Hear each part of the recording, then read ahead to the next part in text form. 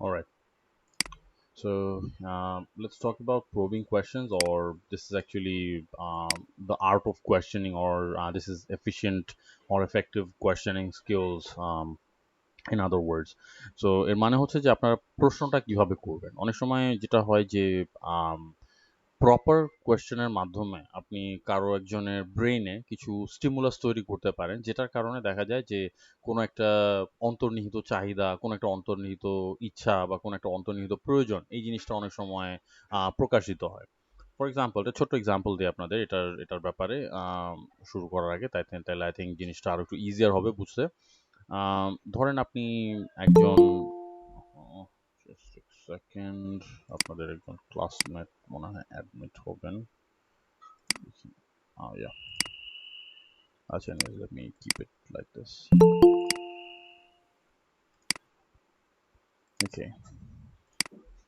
So যেটা বলছিলাম সেটা হচ্ছে যে ধরেন আম, আহ, আপনি একজন আপনার আপনার কোনো একজন আত্মীয় হয়তো বা হসপিটালে অ্যাডমিট আছেন, আল্লাহ না করুক, আমি জাস্ট জাস্ট হাইপোথেটিক্যালি স্পিকিং, আপনাদের কোনো একজন আত্মীয় আত্মীয় হয়তো হসপিটালাইজড আছেন। সো তাকে দেখার জন্য আপনি হয়তো বা হসপিটালে যাবেন। তো এখন ইউজুয়ালি আমাদের এখানে যেটা নর্ম, যে আমরা হসপিটালে যাওয়ার সময় হয়তো কিছু একটা নিয়ে যাই, তাই না? কিছু না কিছু একটা হয়তো নিয়ে যাই। আগে একটা সময় ছিল যে সময় কি নিয়ে যেতাম আমরা, কি যেন সব মানে দেখতাম আর কি, সবাই যেটা নিয়ে যেত, হরলিক্স নিয়ে যেত, তারপরে কি কমলা, কমলা, আপেল, আঙ্গুর, ওটা এখনো পর্যন্ত, অরেঞ্জেস, অ্যাপলস, গ্রেপস, এগুলো এখনো পর্যন্ত কমন, এগুলো এখনো, বাট হরলিক্সটা রিপ্লেসড হয়ে গেছে, এখন আর হরলিক্স নিতে দেখি না। একসময় হরলিক্স আর গ্লুকোজ, হ্যাঁ, গ্ল্যাক্সোস ডি, এগুলো ছিল খুব কমন জিনিস। এখন আর ওইগুলি দেয় না, কারণ অনেক ডাক্তার অনেক ক্ষেত্রে ওই জিনিসগুলো খেতে নিষেধ করে। বিশেষ করে যাদের ধরেন ডায়াবেটিস আছে, তাদের জন্য একটু হয়তো বা রিস্কি, তাদের জন্য একটু হয়তো প্রবলেম্যাটিক হয়ে যেতে পারে। বাট এনিওয়েজ, তো আপনি ধরেন আপনি ফ্রুট মার্কেটে গেলেন, আপনার কাছের ধারের ফলের যে বাজার আছে সেখানে আপনি গেলেন কিছু ফল ফ্রুট পারচেজ করার জন্য, যে আপনার আত্মীয়কে দিবেন। সো এখন আপনি ফলের দোকানে গেলেন, এখন আপনার মাথায় আছে যে আপনি 1 কেজি অরেঞ্জেস নেবেন। তার হয়তো বা ধরেন কোনো একটা অপারেশন হয়েছে, তো ওই ক্ষতটা সারার জন্য ভিটামিন সি দরকার। তো আপনার মাথায় আছে যে 1 কেজি কমলা বা 2-3 কেজি কমলা আপনি নিয়ে যাবেন। তো আপনি গিয়ে দোকানদারকে বললেন যে ভাইজান ইয়ে দেন, কমলার কেজি কত করে? হি স্যাড লাইক 80 টাকা বা 90 টাকা। সো আপনি বললেন আচ্ছা দেন, 3 কেজি দেন। তো এখন আহ, দোকানদার আপনাকে 3 কেজি কমলা দিয়ে দিল, আপনি 3 কেজি কমলা নিয়ে সুন্দর চলে গেলেন। তাইলে এখানে কি হলো, এটা হচ্ছে one pitch one sale. One pitch one sale, এটা হচ্ছে যে একদম সিম্পল যে সিনারিওগুলো সেগুলোতে এরকমই হয়, একটা প্রোডাক্ট পিচ করা হয়, একটা প্রোডাক্টই সেল হয়। আর এখানে তো আরো ইজি, কারণ হচ্ছে এখানে এখানে দোকানদার যিনি ছিলেন, যিনি বিক্রেতা আর কি, তাকে কোনো প্রোডাক্ট কিন্তু পিচ করাই লাগে না, কোনো প্রোডাক্ট প্রেজেন্টই করা লাগে না। আপনার চাহিদা ছিল, আপনি আপনার চাহিদাটা বলছেন, আর দোকানদার সেটা জাস্ট আপনাকে প্রোভাইড করতেছে, তাই তো?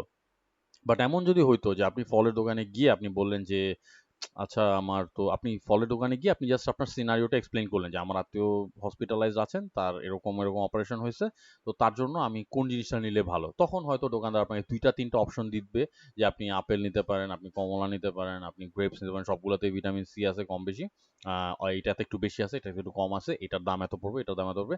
তারপরে আপনি 2-3টা যে প্রোডাক্ট দোকানদার আপনাকে প্রেজেন্ট করলো, সেখান থেকে আপনি যাচাই বাছাই করে একটা প্রোডাক্ট হয়তো আপনি সিলেক্ট করলেন। তো সেই ক্ষেত্রে যেটা হলো যে multiple pitch one sale. So এটা হচ্ছে আরেকটু কমন, এটাও বেশ কমন কেস সিনারিও। তো তারপরও এন্ড রেজাল্ট কিন্তু দুইটার সেম, ওয়ান সেল। সেল কিন্তু একটাই হয়েছে, একটা প্রোডাক্ট সেল হয়েছে। ওকে, এখন আমরা আরেকটা সিনারিওতে যাই, যেখানে আর কি অ্যাকচুয়ালি কোয়েশ্চেনিং স্কিলটা বেশি কাজে আসে, এবং কোয়েশ্চেনিং স্কিলের মাধ্যমে আপনাদের কি বেনিফিট হতে পারে সেই জিনিসটা আপনারা বুঝতে পারবেন। তো এখন আপনি ওই সেম সিনারিওতেই আপনি দোকানে গেলেন, আপনি দোকানদারকে বললেন যে ভাইজান 1 কেজি কমলা দেন। তো দোকানদার বললো যে আপনি কমলা কার জন্য নিবেন, কিছু মনে না করলে যদি জিজ্ঞেস করা যায়। আপনি বললেন যে না না, মনে করার কি আছে, আমার তো আত্মীয় এরকম হসপিটালাইজ, তার এরকম এরকম অপারেশন হয়েছে। তো দোকানদার বলল যে আচ্ছা ও তাহলে ভিটামিন সি দরকার না, আচ্ছা আচ্ছা আচ্ছা এই জন্য কমলা নিতেছেন। তো আপনি বললেন হ্যাঁ এরকমই কিছু। তো দোকানদার বললো যে আপা যেটা হচ্ছে যে এই এই যে ফুজি আপেলগুলা, যে সবুজ আপেলগুলা দেখতাছেন একদম গতকালকে রাত্রে আইসা নামছে, এই যে মাত্র আজকে দোকানে উঠাইছি। এই ফুজি আপেলগুলো অস্ট্রেলিয়া থেকে আসে। সো এগুলা এগুলাতে বলে যে ভিটামিন সি নাকি আরো বেশি কমলা থেকে। আর একদম ফ্রেশ, কম দামে আজকে করতেছি, প্রথম প্রথম উঠাইছি, তো তো প্রথম লটটা কম দামে ছেড়ে যেতেছে। সো এখন আপনার মাথায় তো আপনি আপেল নেওয়ার কি চিন্তা ভাবনা করতেছেন, তো আপনি তখন চিন্তা করলেন যে কমলা তো একটা ঝামেলা, আহ, কমলা ছিলতে হয়, ছিলা এটাকে সার্ভ করতে হয়, এটার ভিতর আবার বিচি থাকে, এটা খাওয়া আরেক ঝামেলা। তো আপনি চিন্তা করলেন যে তার চেয়ে আপেলটা মনে হয় একটু বেটার, আপেলটা জাস্ট কেটে দিলে বা কামড়ায় খাওয়া ফেলা যায়, আর দেখতেও বেশ ভালো লাগতেছে, আর আত্মীয় স্বজনকে দেওয়ার ব্যাপার, সো সেখানে একটা ক্লাস অ্যাড করে এটার মধ্যে একটা ক্লাসি একটা ভাব আসে। হ্যাঁ, মানে কমলার কমলার মধ্যে ওই ভাবটা নাই যেটা সবুজ ওই যে গ্রিন অ্যাপেলে বা ফুজি অ্যাপেলে যেটা আছে। ওকে। সো তো এখন তো দোকানদার যেটা করছে, দোকানদার এই যে কোয়েশ্চেনটুকু করলো যে আপনি কার জন্য নেবেন, কেন নেবেন, পারপাসটা কি, এবং আপনি এটার ব্যাপারে এই প্রোডাক্টের ব্যাপারে চিন্তা করে দেখছেন কিনা, এটা নিবেন, এটা এটা এরকম কিছু নেওয়ার আপনার চিন্তা ভাবনা আছে কিনা। তো এই ৩টা বা ৪টা কোয়েশ্চেন করার মাধ্যমে এখন কিন্তু আপনার মাথায় ওই চিন্তাটা চলে আসলো, যে চিন্তাটা আপনার মাথায় ছিল না দোকানে ঢোকার পূর্বে। ওকে। তো এখন আপনি শেষে কম্পেলড হয়ে হয়তো বা বলেন আচ্ছা ঠিক আছে, ভালো হইব তো আপেল? দোকান বলল হ্যাঁ আপা কোনো টেনশন করে না, একেবারে ফ্রেশ, হ্যাঁ তেন হাবি যাবি, একদম এক্সপোর্ট, একদম এক্সপোর্টের মাল, হ্যাঁ ইম্পোর্টের মাল। তো আপনি যেটা বললেন আচ্ছা ঠিক আছে, সঙ্গে তাহলে ১ কেজি ভালো না হইলে কিন্তু পরে আর নেবো না। বা আপনি বললেন যে আচ্ছা ঠিক আছে ১ কেজি নিয়ে ট্রাই করে দেখি, তো আপনি বললেন যে ঠিক আছে দাও ১ কেজি। তো এখন কি হলো, অন্য সময় আগের সিনারিওটা যেটা ছিল যে আপনার শুধুমাত্র যখন ১ কেজি কমলা নিয়ে আপনি চলে যেতেন ওই দোকানদারে, জাস্ট ১ কেজি বা ২-৩ কেজি কমলাই সেল করা হতো, আর কোনো প্রোডাক্ট সেল করা হতো না। সেই জায়গায় কি হলো যে ওটার সঙ্গে আরো ১-২ কেজি হয়তো বা আপেল অ্যাড হয়ে গেল। তো এখানে কি হলো, জাস্ট ২টা-৩টা কোয়েশ্চেনের মাধ্যমে দোকানদারের সেলটা বেড়ে গেল, অলমোস্ট ডাবল হয়ে গেল, এবং দেখা যাবে যে কমলা যদি ৮০-৯০ টাকা হয়, Fuji apple will be like ১২০ টাকা, ১৩০ টাকা KG. So that has substantial value. বলে দেখা যাবে যে কোর আইটেমটা ছিল কমলা, সেটার জায়গায় দেখা যায় সাপ্লিমেন্টারি যে আইটেমটা, তার মানে যে ফাইনাল ফার্দার যে আইটেমটা সে অ্যাড করছে আপেল, সেটার প্রাইস ভ্যালু দেখা যাচ্ছে যে বেশি আসতেছে আরো। ওকে, তো ইন টোটাল যে বিলটা আসবে, বিলটা বেশ বড় আসবে। তো যেখানে মাত্র দেখা যেত যে আম, ২০০ বা ২২০ টাকার মতো সেল হইতো, সেই জায়গায় এখন দেখা গেল যে ৩৫০ বা ৪০০ টাকার মতো বিল চলে আসে। And you wouldn't mind, the customer wouldn't mind, customer একদমই মন খারাপ করবে না বা বিরক্ত হবে না। কি জন্য? কারণ the customer things, that means you think যে you are getting something good, you are getting something unique, you are getting something out of the box. এবং আপনার আত্মীয়র জন্য আপনি মানে যে পারপাসটা আপনার ছিল, সেই পারপাসটা আগের চেয়ে আরো বেটার ভাবে সার্ভ হচ্ছে। Okay. So it's all about how you present the solution to the client. আপনি ক্লায়েন্টকে এই জিনিসটা কিভাবে উপস্থাপন করেন প্রোডাক্টের ব্যাপারে, সেই জিনিসটাই হচ্ছে মুখ্য। আচ্ছা, এখন কি মানে আমি কি এইটুকু কি বোঝাতে পারলাম যে কোয়েশ্চেনের মাধ্যমে কি করা সম্ভব, কি করা সম্ভব না? এইটুকু কি বোঝা যাচ্ছে যে কোশ্চেনের Yes, মাধ্যমে? sir. ওকে, ওকে, ওকে, কুল। সো এরকম দেখবেন যে একজন ভালো সেলসম্যান এবং একজন খারাপ সেলসম্যানের মধ্যে পার্থক্য এই জিনিসটাতেই। একজন খারাপ সেলসম্যান দেখবেন যে দোকানে বসে রয়েছে, জাস্ট মাছি মারতেছে, আপনি গিয়ে বললেন যে ভাইজান এটা দেন, আপনি যেটা চাইলেন সে জাস্ট দিয়ে দিল আপনাকে, মানে অ্যাজ ইফ কোনো ভালো ব্যবহার নাই, কোনো হাসি নাই, আপনার সাথে কোনো একটা ইন্টারাকশন নাই, কোনো একটা কনভারসেশন নাই। এটা কিন্তু একদম টোটালি ব্যাড সেলসম্যানের লক্ষণ। ওকে, একদম ব্যাড সেলসম্যানের নমুনা। ভালো সেলসম্যান কি করবে? They will actually greet you with a smile, সুন্দর একটা হাসি দিয়ে, অ্যাজ ইফ যে মানে they know you for long time. হ্যাঁ আপা, আবার ওইগুলা কিন্তু ভালো সেলসম্যান, ওইগুলো আবার একটু বেশি ক্রেজি হয়ে যায়। আই এম শিওর যে আপনারা সবাই এই জিনিসটা এক্সপিরিয়েন্স করছেন, আই এম শিওর, এবং অ্যাগেন অ্যান্ড অ্যাগেন এই জিনিসটা আপনাদের সম্মুখীন হতে হয়। সেটা হচ্ছে যখন আপনারা মার্কেটে যান, ওই যে লোকাল মার্কেটগুলোতে, যেমন যে আমি জানি না আপনারা ওইসব জায়গায় যান কিনা, নিউ মার্কেট, গাউসিয়া, অথবা ইভেন ইভেন বঙ্গবাজারও, যেখানে বঙ্গবাজারে অবশ্য মেয়েদের জিনিসপত্র কম, মানে ছেলেদের জিনিসপত্র কেনাকাটা হয় বেশি। বাট এনিওয়েজ, সব লোকাল মার্কেটগুলো বা ইভেন ইদানিং অনেক শপিং মলে জিনিসটা দেখা যায়, বিশেষ করে বিভিন্ন সিজনে। বিভিন্ন ফেস্টিভ সিজনে জিনিসটা দেয়, আপা আসেন, আপা একটু দেখে যান, আপা দেখে যান, ভাইজান কি খুঁজতেছেন। এটা আমি দেখছি যে ইদানিং ওই বসুন্ধরা সিটি বলেন, আপনার ইস্টার্ন প্লাজা বলেন, মোতাল প্লাজা বলেন, যেটাই বলেন, ওইসব জায়গা, ইভেন মাল্টিপ্ল্যান, এইসব জায়গাগুলোতেও দেখি এখন এই জিনিসটা চলছে, হ্যাঁ ভাইজান কি লাগবে, ভাইজান কি লাগবে, মানে দোকানের পাশ দিয়ে গেলেই ভাইজান কি লাগবে। আমার প্রত্যেক, মানে আমি দেখবো কি, আমি জিনিসপত্র খুঁজে বের করতে তো আমার তো আরো মানে ওটা পরের জিনিস, আমার আগে এদের রিপ্লাই দিতে দিতে আমার সময় চলে যায়, হ্যাঁ না না দেখতেছি, আমি দেখতেছি, বা খুব অকওয়ার্ড একটা ইয়েতে ফেলে দেয়, ভাইজান দেখেন কি লাগবে হ্যাঁ, এরকম করে। এই জিনিসটা আপনারা দেখছেন না, এই জিনিসটা আপনারা পাইছেন না?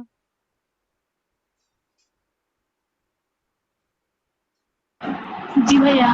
হুম, দ্যাটস কমন। তো এরকম সিচুয়েশন আপনারা কি করেন সাধারণত, যখন এই যেরকম টানাটানি করে বা ডাকাডাকি করে, এত যে আপা এই দোকানে দেখেন, আপা এই দোকানে দেখেন, আপা কি লাগবে, হ্যাঁ দেন, তখন কি করেন আপনারা ইউজুয়ালি? ভাইয়া অ্যাভয়েড করি। অ্যান্সার দেই না। অ্যান্সারই দেন না। হ্যাঁ, এমনিই তো মনে করেন অনেক গরমের মধ্যে হাইটা এসে যখন মার্কেটে ঢুকে মেজাজ অনেক গরম থাকে, হুম হুম তাই হুম তারা এরকম বলতে থাকলে একটা অ্যাংরি লুক দেই, দেন they just hmm. Don't talk আচ্ছা এনিমোর। আচ্ছা আচ্ছা আচ্ছা আচ্ছা আচ্ছা, কুল কুল কুল। আর আমি রিপ্লাই আচ্ছা দিই দেখতেছি ভাইয়ার মতো। আচ্ছা আচ্ছা, দেখতেছি, আচ্ছা আচ্ছা আচ্ছা, ওকে ওকে, না ওইটা that is also my go to answer, হ্যাঁ দেখতেছি, আচ্ছা আমি দেখতেছি। তো পিকুলার সিচুয়েশন হয়, তো এটা অ্যাকচুয়ালি অ্যাজ, মানে আমি জানি না ওরা এই জিনিসটা রিয়েলাইজ করে কিনা, but as customers we all feel very, মানে অকওয়ার্ড, ভেরি আনকমফোর্টেবল। আমি জানি না আপনাদের কিরকম লাগে, বাট আমার কাছে খুব আনকমফোর্টেবল লাগে এই জিনিসটা। বারবার এই যে ডিনাই করাটা, বারবার রিফিউজ করাটা, বা বারবার একটা, মানে একটা অ্যান্সার দেওয়া, এটা আমার কাছে খুব বিরক্ত লাগে। কারণ আমি যাবো, আমি আমার মতো শপিং টপিং করে চলে যাবো, বা আমি I know what I am looking for, তাই না? আর যদি আমার কিছু লাগে আমি জিজ্ঞেস করবো।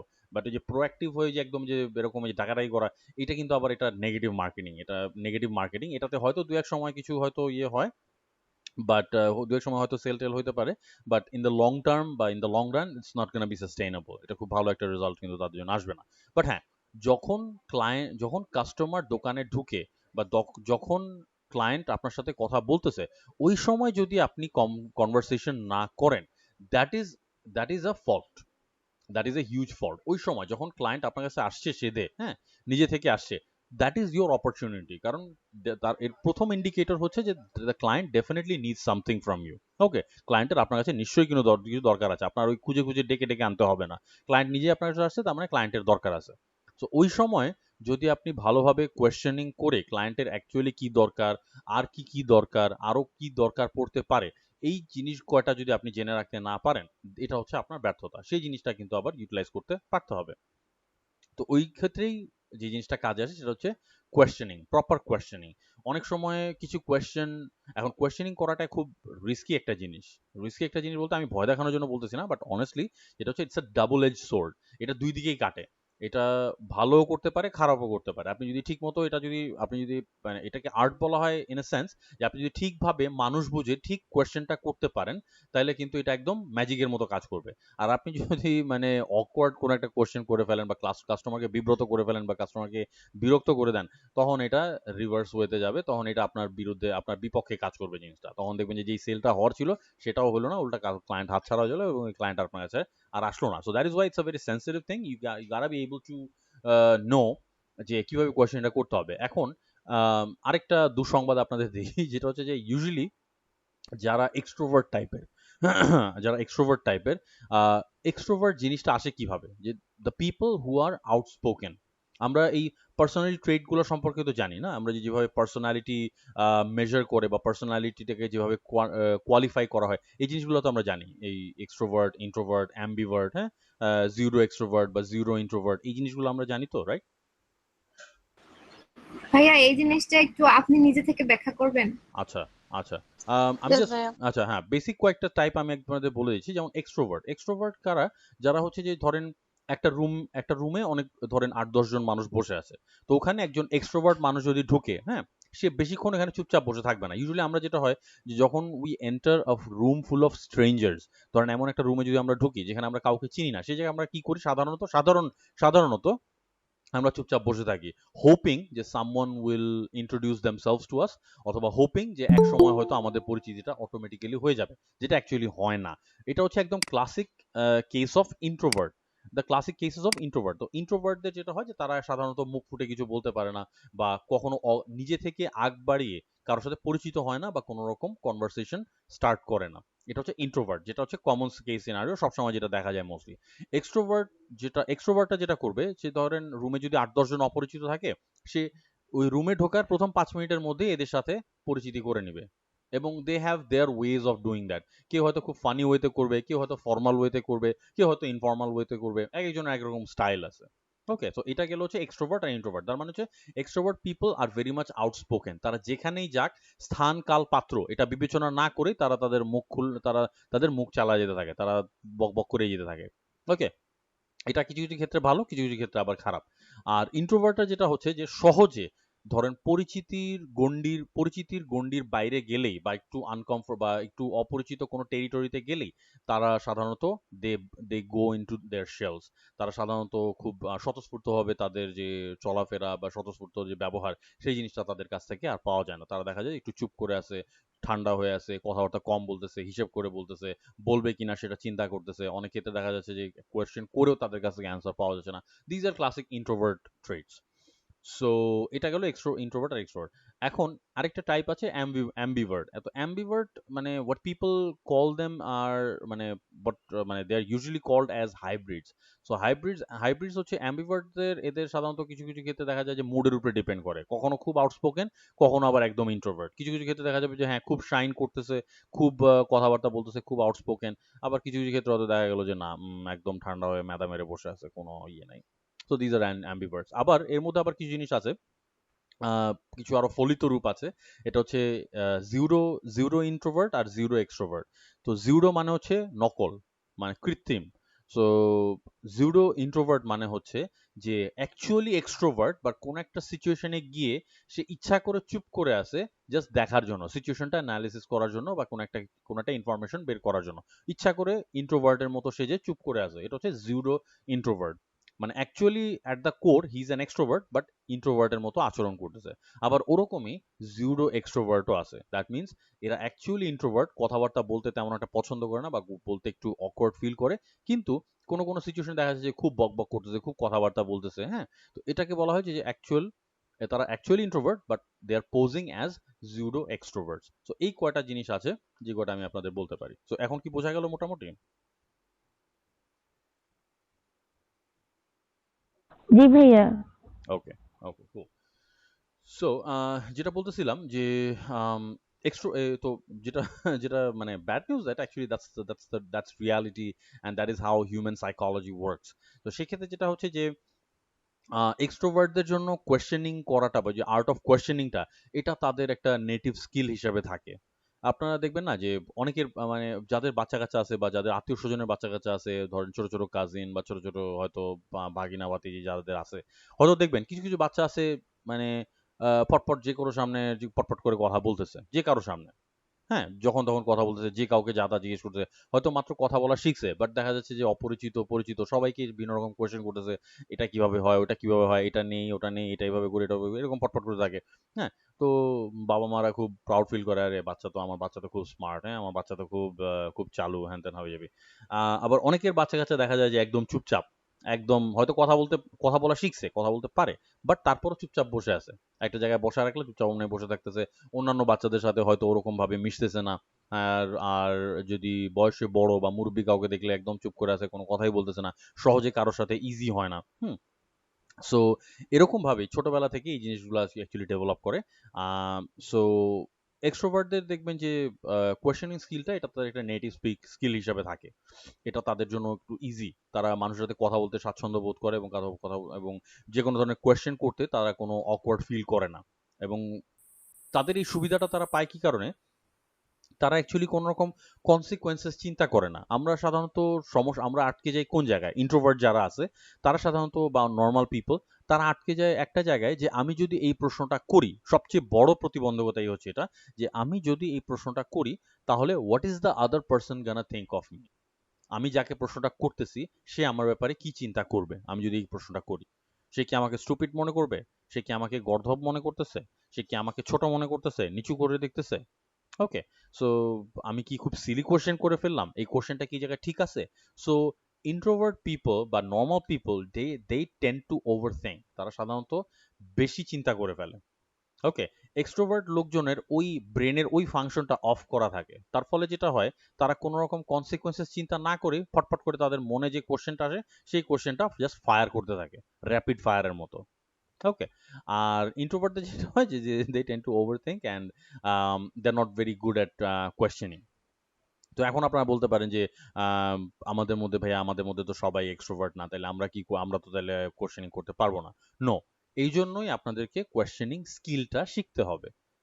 ওকে, সো এক্সট্রোভার্ট হলেই যে সবসময় হ্যাঁ কোয়েশ্চেন করতে পারবে, বাট এফিশিয়েন্ট বা effective questioning, that's a whole nother ball game. So question করতে পারলেই যে প্রত্যেকটা কোয়েশ্চেন যে নিশানা মতো লাগবে, তীরটা যে নিশানা অনুযায়ী লাগবে কিনা সেটার কোনো গ্যারান্টি কিন্তু দেওয়া যাচ্ছে না। ওকে, সো সেই ক্ষেত্রে আই উইল বি সেইং যে ইন্ট্রোভার্ট এবং এক্সট্রোভার্ট সবার জন্য it's a level playing field. Okay, সবার জন্যই খেলার যে ক্ষেত্রটা বা ময়দানটা একদম সমতল। তো সেই ক্ষেত্রে যেটা হচ্ছে, আপনি যদি এফেক্টিভ কোয়েশ্চেনিংটা শিখে ফেলেন as an introvert or as a normal people, so or as a normal person, you can definitely ask proper questions and that can get you sales eventually. Okay, so এটা শেখা, this is a skill that can be learned. So যত salesman আপনি পৃথিবীতে দেখতে, পৃথিবীতে যত salesman আছে, যত মানুষ মার্কেটিং এবং সেলস নিয়ে কাজ করে, all of them have to go through this kind of training, efficient art of questioning, যে কোয়েশ্চেনিংটা কিভাবে করা যায়। যেমন বাংলাদেশে কিছু অবসলিট কোয়েশ্চেন আছে যে জিনিসগুলো এখন মানে উই লাফ অ্যাট, আমরা ওগুলো নিয়ে হাসাহাসি করি। ওই যে বলে না যে ছেলেদের ক্ষেত্রে যে কোয়েশ্চেনগুলো আসে যে আহ, কই চাকরি করে, বয়স কত, তারপর কি কোথায় চাকরি করে, কত টাকা স্যালারি পায়, বিয়ে শাদী করে নাকি, এত বয়স হয়েছে বিয়ে শাদী করে নাকি জন্য, হ্যাঁ এরকম ধরনের কোয়েশ্চেন। মেয়েদের ক্ষেত্রে এরকম কিছু কমন কোয়েশ্চেন আছে যে মেয়েদের বয়স 20-এর কাছাকাছি হইলেই এই কোশ্চেন আছে যে হ্যাঁ এত মেয়ে তো বড় হয়ে গেছে, বিয়ে দেন না কি জন্য, হ্যাঁ মেয়ে কি মেয়ে কি করবে, কি করবে, ডাক্তার হবে নাকি অন্য ডাক্তার, মেয়ে হলে ডাক্তার হইতে হবে, ডাক্তার হয় না কি জন্য, ইঞ্জিনিয়ারিং কেন পড়তেছে, মেয়ে হয়ে ইঞ্জিনিয়ারিং, যেমন আমাদের যেটা ছিল যে টেক্সটাইল ইঞ্জিনিয়ারিং ডিসিপ্লিনে মেয়েদের সংখ্যা খুব কম, সাধারণত মেয়েরা টেক্সটাইল ইঞ্জিনিয়ারিং পড়ে না, খুবই কম। যেমন আমাদের ভার্সিটি, আমাদের ক্লাসে কোনো মেয়ে ছিল না। আমাদের আসল ইউনিভার্সিটির ইতিহাসে আমরাই একমাত্র ব্যাচ ছিলাম যেই ব্যাচে কোনো মেয়ে ছিলই না। ওকে, অন্যান্য ব্যাচে ছিল অল্প অল্প কয়েকজন ছিলেন। আমাদের সিনিয়র আপুদের দেখছি ওনাদের ব্যাচে সাধারণত এক একটা ব্যাচে 5 জন বা 6 জন এরকম থাকতেন, খুব বেশি না। আমাদের জুনিয়র ব্যাচগুলোতেও দেখছি এরকম 10-15 জন, খুব এক একটা ক্লাসে যদি 150 বা 200 স্টুডেন্ট থাকে, সেক্ষেত্রে দেখা যাবে যে মাত্র 8-10 জন হয়তো মেয়ে আছে এরকম। সো তো মেয়েরা টেক্সটাইল ইঞ্জিনিয়ারিং বা ইঞ্জিনিয়ারিং পড়লে জিজ্ঞেস করতেছে যে ডাক্তারি না পড়ে ইঞ্জিনিয়ারিং কেন, হ্যাঁ এরকম কিছু কোয়েশ্চেন। তারপর বিয়ে শাদী হয়ে গেলে বাচ্চা কাচ্চা কয়টা, হ্যাঁ এখনো বাচ্চা কাচ্চা হয় নাই, আরে আবি যাবি, এসব তো এইগুলা হচ্ছে একদম মানে সেকেলে কোয়েশ্চেন, অবসোলিট কোয়েশ্চেন। সো এগুলা যেটা হয়তো যে আগের আগের কালের মানে 80s বা 90s এর বা ইভেন 70s এর যারা আমাদের মুরব্বী ছিলেন, তাদের মধ্যে যারা এক্সট্রোভার্ট ছিলেন তারা এই ধরনের প্রশ্নগুলো করে যেতেন, এবং সেইগুলোই মানুষের মুখে মুখে প্রচলিত হয়েছে। যে এই জন্য দেখা যাচ্ছে যে যে যারাই এখন ওই একটা সার্টেন বয়সে বা যারাই একটা সার্টেন বয়সে উপনীত হন বা যারা এরকম একটা সার্টেন সিচুয়েশনের মুখোমুখি হন, তারা এই ধরনের কোয়েশ্চেন করে বসেন উইদাউট থিঙ্কিং যে what this actually means, or without thinking about the consequences. Okay, so এই জন্য I would say is definitely questioning is something that is going to help you out as freelancers। এবং সবচেয়ে গুরুত্বপূর্ণ বিষয় হচ্ছে যে আপনারা যখন একজন ক্লায়েন্টের সাথে ইন্টারাকশন করবেন, আপনার ক্লায়েন্টও কিন্তু এক্সট্রোভার্ট হইতে পারে বা ইন্ট্রোভার্ট হইতে পারে। আপনার ক্লায়েন্টও আমাদের যেরকম পার্সোনালিটি থাকবে, ক্লায়েন্টেরও কিন্তু সেরকম পার্সোনালিটি থাকবে। কিছু কিছু ক্লায়েন্ট দেখবেন খুব কথা বলতে পছন্দ করে, আবার কিছু কিছু ক্লায়েন্ট দেখবেন যে জিনিস দরকার, অনেক কিছুই দরকার, বাট কিছুই মুখ ফুটে বলতেছে না, ঠিকভাবে এক্সপ্লেন করতেছে না। ওকে, অনেক ক্লায়েন্ট দেখবেন যে অনেক অনেক কথা বলে সুন্দরভাবে স্ট্রাকচার্ড ওয়েতে, এটা ডিপেন্ড করে তাদের তাদের সোশ্যাল ক্লাস, দেন হচ্ছে আপব্রিঙ্গিং, দেন হচ্ছে এডুকেশন লেভেল, অনেক কিছুর উপরে ডিপেন্ড করে। ওকে, ডেমোগ্রাফির উপরে ডিপেন্ড করে। সো এখন ব্যাপার হচ্ছে যে কিছু কিছু ক্লায়েন্ট দেখবেন যে খুব সুন্দরভাবে গুছায় স্ট্রাকচার ওয়েতে অনেকগুলো কথা বলে সুন্দরভাবে এক্সপ্লেইন করে দিছে যাতে আপনার বুঝতে কোনো সমস্যা না হয়। আবার কিছু ক্লায়েন্ট দেখবেন যে মাত্র 3-4 লাইন রেখে রেখে দিছে যে অ্যাজ ইফ আপনি সব বুঝে নিতে পারবেন। They expect you to understand everything. Okay, so এখন আমরা তো আর অন্তর্যামী না যে আমরা সবকিছু বুঝে ফেলবো। সো আমাদেরকে কি করতে হবে, will have to take help of the art of questioning. আপনাকে কোয়েশ্চেন করে করে তখন বিভিন্ন ডিটেলস জিজ্ঞেস করে নিতে হবে। ইভেন যে ক্লায়েন্ট বেশ কথাবার্তা বলতেছে বা যে ক্লায়েন্ট সুন্দরভাবে বুঝাই দিচ্ছে, সেই সেই ক্লায়েন্টকেও আপনার কোয়েশ্চেন করতে হবে মাঝে মাঝে, বা কাজের মাঝে মাঝে, বা একটা ধরেন একটা স্টেপ আপনি কমপ্লিট করলেন, বা একটা একটা কাজের ধরেন একটা সার্টেন পার্সেন্টেজ আপনি কমপ্লিট করলেন, তারপর আপনি ক্লায়েন্টকে বললেন যে দেখো তো এটা কিরকম হয়েছে, বা তোমার কি মনে হয় কেমন হচ্ছে। Okay, so this is to this is to ensure যে that you are going in the right direction, যাতে করে আপনাকে ওই কাজটা আবার পুনরায় করতে না হয়। ওকে, সো এইগুলো হচ্ছে কোয়েশ্চেনিং। সো এর চেয়ে বেশি ভূমিকা দেওয়ার আমার মনে হয় না প্রয়োজন আছে। সো এখানে দেখেন কি লিখছে যে questioning is used if used effectively is a very useful and powerful tool. It allows the mentee-mentor relationship to develop, assisting the mentee in exploring and understanding their experiences with the hope of formulating avenues and actions. এখানে mentee-mentor relationship এর কথা লেখা আছে, but this actually is the same for client and supplier relation. It's actually একদমই similar. ওকে, so এটার মানে কি, এখানে হচ্ছে এখানে দরকারটা হচ্ছে কি ফ্রেজ হচ্ছে এটা, in exploring and understanding their experiences. ক্লায়েন্টের এক্সপিরিয়েন্স কি আর আপনার এক্সপিরিয়েন্স কি, সেই জিনিসটার মধ্যে একটা সিমিলারিটি আনার, বা সেই জিনিসটার মধ্যে একটা কোঅর্ডিনেশন আনা, with the hope of formulating avenues and actions, যাতে করে আপনার একটা অ্যাকশন প্ল্যান তৈরি করতে পারেন, এবং কিভাবে কাজটা উঠাবেন বা কিভাবে কাজটা সম্পন্ন করবেন সেই জিনিসটার ব্যাপারে যাতে একটা দিক নির্দেশনা আপনি লাভ করতে পারেন ক্লায়েন্টের কাছ থেকে। এটা হচ্ছে কোয়েশ্চেনিং এর মূল উদ্দেশ্য। আহ Okay. Acha. So questioning is a crucial skill. They are not questions to which you already know the answer. They are a style of questions that encourages people to open up avenues of their own thinking. এই যে এটাই কিন্তু শুরুতে এই জিনিসটাই প্রথমে আপনাদের যে ফলমূলের যে এক্সাম্পলটা দিছিলাম, সেটার উদ্দেশ্য ছিল এই জিনিসটা এস্টাবলিশ করা যে they are a style of questions that encourages people to open up avenues of their own thinking. তো যখন আপনি ক্লায়েন্টকে একটা জিনিসের ব্যাপারে, একটা পার্টিকুলার জিনিসের ব্যাপারে কোয়েশ্চেন করবেন, তখনই কিন্তু সেই জিনিসটা নিয়ে ক্লায়েন্ট চিন্তা করা শুরু করবে। আদারওয়াইজ কিন্তু ওই জিনিসটা দেখা যাচ্ছে যে তার মাথায়ই নাই। ওকে, অনেক সময় দেখা যায় যে ধরেন বাসার যিনি বাজারে যান, বাসার যিনি কর্তা, তিনি সাধারণত বাজারে যান। তো যেমন আমাদের বাসায় যে সিনারিটা হয় যে আব্বু যখন বাজারে যায়, তো আব্বু হয়তো আম্মুকে জিজ্ঞেস করে কি কি লাগবে বলো তো। তো তখন আহ, আম্মু তখন দেখা যায় যে কিছু কিছু জিনিস বলে দেয় যে এইটা লাগবে, জিরা লাগবে, হ্যাঁ তেজপাতা, গরম মশলা লাগবে, হ্যাঁ আটা লাগবে, বেসন লাগবে, হ্যাঁ দেন হয়ে যাবে। তো তারপরও দেখা যায় যে কয়েকটা জিনিস মিসিং হয়ে গেছে, কারণ আম্মুর হয়তো খেয়াল নাই, অ্যাট এ গ্ল্যান্স হয়তো আম্মুর খেয়াল নাই যে এই জিনিস সবগুলা লাগবে। তো আব্বু যখন জিজ্ঞেস করে আচ্ছা ইয়ে আছে, এই লবণ আছে বা চা পাতা আছে, তখন আম্মুর হতে গেলে আহা লবণ তো নাই, লবণ একটু দেখি। আম্মু হয়তো লবণের ডিব্বা চেক করে দেখবে যে লবণ হয়তো একটু কম আছে, একদিন দুই দিন হয়তো চলবে, তো আম্মু হয়তো বলবে যে আচ্ছা ঠিক আছে লবণও নিয়ে এসো। চা পাতার যে ডিব্বাটা সেটা চেক করে দেখবে যে চা পাতা কতটুকু আছে, তারপর দেখে বলবে যে হ্যাঁ চা পাতাও নিয়ে এসো। So that is how questioning stimulates a person into thinking about a particular topic. So আপনি ওই যে তো ধরেন আব্বু যদি আম্মুকে ওই জিনিসটা কোয়েশ্চেন না করতো, তো দেখা যেত লবণ আর চা পাতা আনা হইতো না। ওকে, সো এই জন্যই questioning helps people to think about a particular topic. So এখন আপনাদের সিনারিওতে আসি। এতক্ষণ অনেক অ্যাবস্ট্রাক্ট এক্সাম্পল দিচ্ছি, সেটাতে হয়তো আপনাদের জন্য রিলেট করাটা অতটা উম, যুক্তিযুক্ত মনে নাও হতে পারে, বাট এখন আপনাদের সিনারিওতে আসি।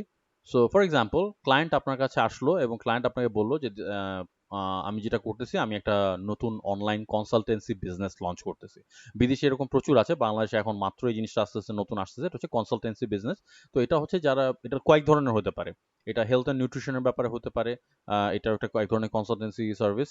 দেন এটা লয়ের ব্যাপারে হতে পারে, ল ফার্মগুলা দে আর বেসিকলি কনসালটেন্সি সার্ভিস। এরা শুধুমাত্র কনসাল্ট করে বা দিক নির্দেশনা দেয় বা গাইডলাইন দেয়, এটার বিনিময়ে তারা পরামর্শের বিনিময়ে তারা টাকা নেয়। দেন হচ্ছে আম, আরো যেটা থাকে সেটা হচ্ছে সাইকায়াট্রিক কনসালটেন্সি, সেটাও থাকে। এটা হচ্ছে সাইকোলজি রিলেটেড বা মনস্তত্ত্ববিদ রিলেটেড, মনস্তত্ত্ব বিজ্ঞান রিলেটেড কনসালটেন্সি। আর দেন থাকে হচ্ছে আরো কিছু এডুকেশনাল কনসালটেন্সি থাকে, দ্যাট মিনস ক্যারিয়ার পাথ বা হায়ার স্টাডিজ, সেটার ক্ষেত্রে কিভাবে কি করতে হবে সেই সেই রিলেটেড কনসালটেন্সি। আরো অনেক কিছু আছে। সো তো ধরেন ক্লায়েন্ট বলতেছে যে আমি এরকম একটা অনলাইন কনসালটেন্সি সার্ভিস লঞ্চ করতে যাচ্ছি, so this is my new company, এবং এটা টোটালি অনলাইন বেসড। সো আমার যেটা লাগবে, আমার আমার নাম এই, আমি আমার নামের উপর বেস করে এই নামগুলা যাতে দেখা যায়, এইটাকে ফন্টে এনে ফন্ট বেসড একটা লোগো আমাকে বানিয়ে দিতে হবে। ওকে, সো এটা গেল। তো এখন ক্লায়েন্ট বলছে হচ্ছে যে এটা একটা, তো ক্লায়েন্ট আমাকে কয়টা হিন্ট দিল, ক্লায়েন্ট আমাকে 3টা বা 4টা হিন্ট দিছে অলরেডি। এক নাম্বার হিন্ট হচ্ছে যেটা একটা অনলাইন বেসড বিজনেস, এটা অনলাইন বেসড। তা অনলাইন বেসড মানে হচ্ছে এখন আমরা এটা আমাদের চেইন অফ থটটা আসা উচিত এভাবে যে যেহেতু এটা অনলাইন বেসড একটা বিজনেস, তো তার মানে এটা একটা ওয়েবসাইট থাকবে এবং সোশ্যাল মিডিয়া পেজেস থাকবে, কারণ এই দুইটা জিনিস দিয়ে কিন্তু তার কাজ চালাতে হবে। ওকে, 2 নাম্বার হিন্ট কি দিছে যে তার এটা হচ্ছে একটা কনসালটেন্সি বিজনেস। ওকে, কনসালটেন্সি বিজনেস। তো এখন আমার কোয়েশ্চেন হচ্ছে what kind of consultancy, what is this thing based on? Consultancy যে একটু আগে আমি যতগুলো আমি আপনাদের এক্সাম্পল দিলাম, এর বাইরেও কিন্তু আরো অনেক ধরনের কনসালটেন্সি সার্ভিসেস আছে ইউজুয়ালি, যেটা দেখা যায় বিদেশে। হেলথ রিলেটেড আছে, হ্যাঁ, আরো অনেক কিছু আছে। So you need to know যে what kind of consultancy business is this. আচ্ছা, 3 নাম্বার হিন্ট কি দিয়েছে যে তার নাম দিয়ে দিয়েছে এবং নামের উপরে বেস করে একটা ফন্ট বেসড লোগো সে চাচ্ছে। ওকে, এটা হচ্ছে 3 নাম্বার জিনিস। 4 নাম্বার জিনিস যে সে শুধুমাত্র লোগো দিয়ে বিজনেস স্টার্ট করে দিবে, তার আর কি দরকার? ওকে, সো আপনার ফার্স্ট কোয়েশ্চেনটা হওয়া উচিত হচ্ছে, so if you don't mind me asking, could you please tell me what kind of consultancy business is this going to be? This should be your first question. যে আপনি যদি কিছু মনে না করেন, would you mind telling me, আপনি কি আমাকে বলবেন যে এটা কি ধরনের কনসালটেন্সি বিজনেস হতে যাচ্ছে? ওকে, আচ্ছা। 2 নম্বর কোশ্চেনটা আপনার যেটা হওয়া উচিত সেটা হচ্ছে যে বা আপনি মাঝখানে একটু কথা বলে নিতে পারেন যে the logo can be done. It's gonna be an easy one, no problem with that. And I've had experience designing such logos. Then আপনার কোয়েশ্চেনটা আসা উচিত আরেকটা, সেটা হচ্ছে যে is there anything else that you need? অথবা are you doing any kind of campaign on social media? আপনি সোশ্যাল মিডিয়াতে কি কোনো ক্যাম্পেইন করবেন কিনা? কারণ হচ্ছে যখন অনলাইন বেসড বিজনেসের কথা বলছে, দ্যাট ইজ ইউর কিউ। তো যেহেতু সে শুধু লোগো দিয়ে তেমন কোনো কাজ করতে পারে না, লোগোটা কোথায় যাবে? লোগোটা যাবে ওয়েবসাইটে, লোগোটা যাবে সোশ্যাল মিডিয়ায়। তো সোশ্যাল মিডিয়ায় শুধু লোগো দিয়ে তো কাজ চলবে না। ওখানে তার বিজনেসটাকে গ্রো করতে হলে তার তো সোশ্যাল মিডিয়া প্যাকেজ লাগবে। দ্যাট মিনস হচ্ছে ওখানে ব্যানার লাগবে, ওখানে কিছু কাস্টমাইজ সোশ্যাল মিডিয়া পোস্ট অথবা কিছু সোশ্যাল মিডিয়া ক্রিয়েটিভ দরকার পড়তে পারে। এটাকে ইন শর্ট একটা টার্মের মাধ্যমে বলা যায় সোশ্যাল মিডিয়া ক্রিয়েটিভ। তো সেক্ষেত্রে আমি হয়তো আপনাদের জায়গায় থাকলে আই উড বি আস্কিং যে are you in need of any kind of social media creatives? Okay, so that includes, আমি হয়তো আরো এক্সপ্লেন করে দিব যে that includes Facebook post, Instagram post, short video clips or short video intros for your campaigns and stuff like that. ওকে, তো তখন হয়তো ক্লায়েন্টের মাথায় আসবে, ওহো, আমার তো এই জিনিসটাও লাগবে। আমার তো সোশ্যাল মিডিয়ার জন্য আমি তো যেহেতু যখন বিজনেসটা লঞ্চ করব, তখন তো কিছু পাবলিক অ্যাওয়ারনেসের জন্য কিছু পোস্ট আমার লাগবে, কিছু কাস্টমাইজড ফেসবুক পোস্ট লাগবে। তো সেটা আমি একে দিয়ে বানায় নিই। তখন ক্লায়েন্ট হয়তো আপনাকে বললো, আচ্ছা ঠিক আছে, are you able to make such posts? আপনি বললেন, yeah definitely, since I am a graphic designer, I am able to make all kinds of social media posts. তো বাস, তাহলে কি হলো? আপনার লোগোতে আপনি হয়তো বা মাত্র 20 বা $25 পাইতেন, সেই জায়গায় আপনাকে এখন ক্লায়েন্ট অফার করবে যে আচ্ছা ঠিক আছে, প্রতিটা সোশ্যাল মিডিয়া পোস্টের জন্য আমি তোমাকে $10 করে দিব। সো আপনি এভাবে যদি জিনিসটা ম্যানেজ করে নিতে পারেন, দেন দেখবেন যে আপনার হয়তো বা $40 বা $45 একটা অর্ডার চলে আসবে একবারই। ওকে, so this is how questioning will add questioning to you questioning effective questioning will add to your income. এটা আপনার ইনকাম বাড়াতে এবং আপনার সেল বাড়াতে, তো সেল বাড়া মানে হচ্ছে ইনকাম বাড়া। ওকে, সো এই জিনিসটা আপনাদের ইনকাম বৃদ্ধি করতে অনেক সাহায্য করবে। ওকে,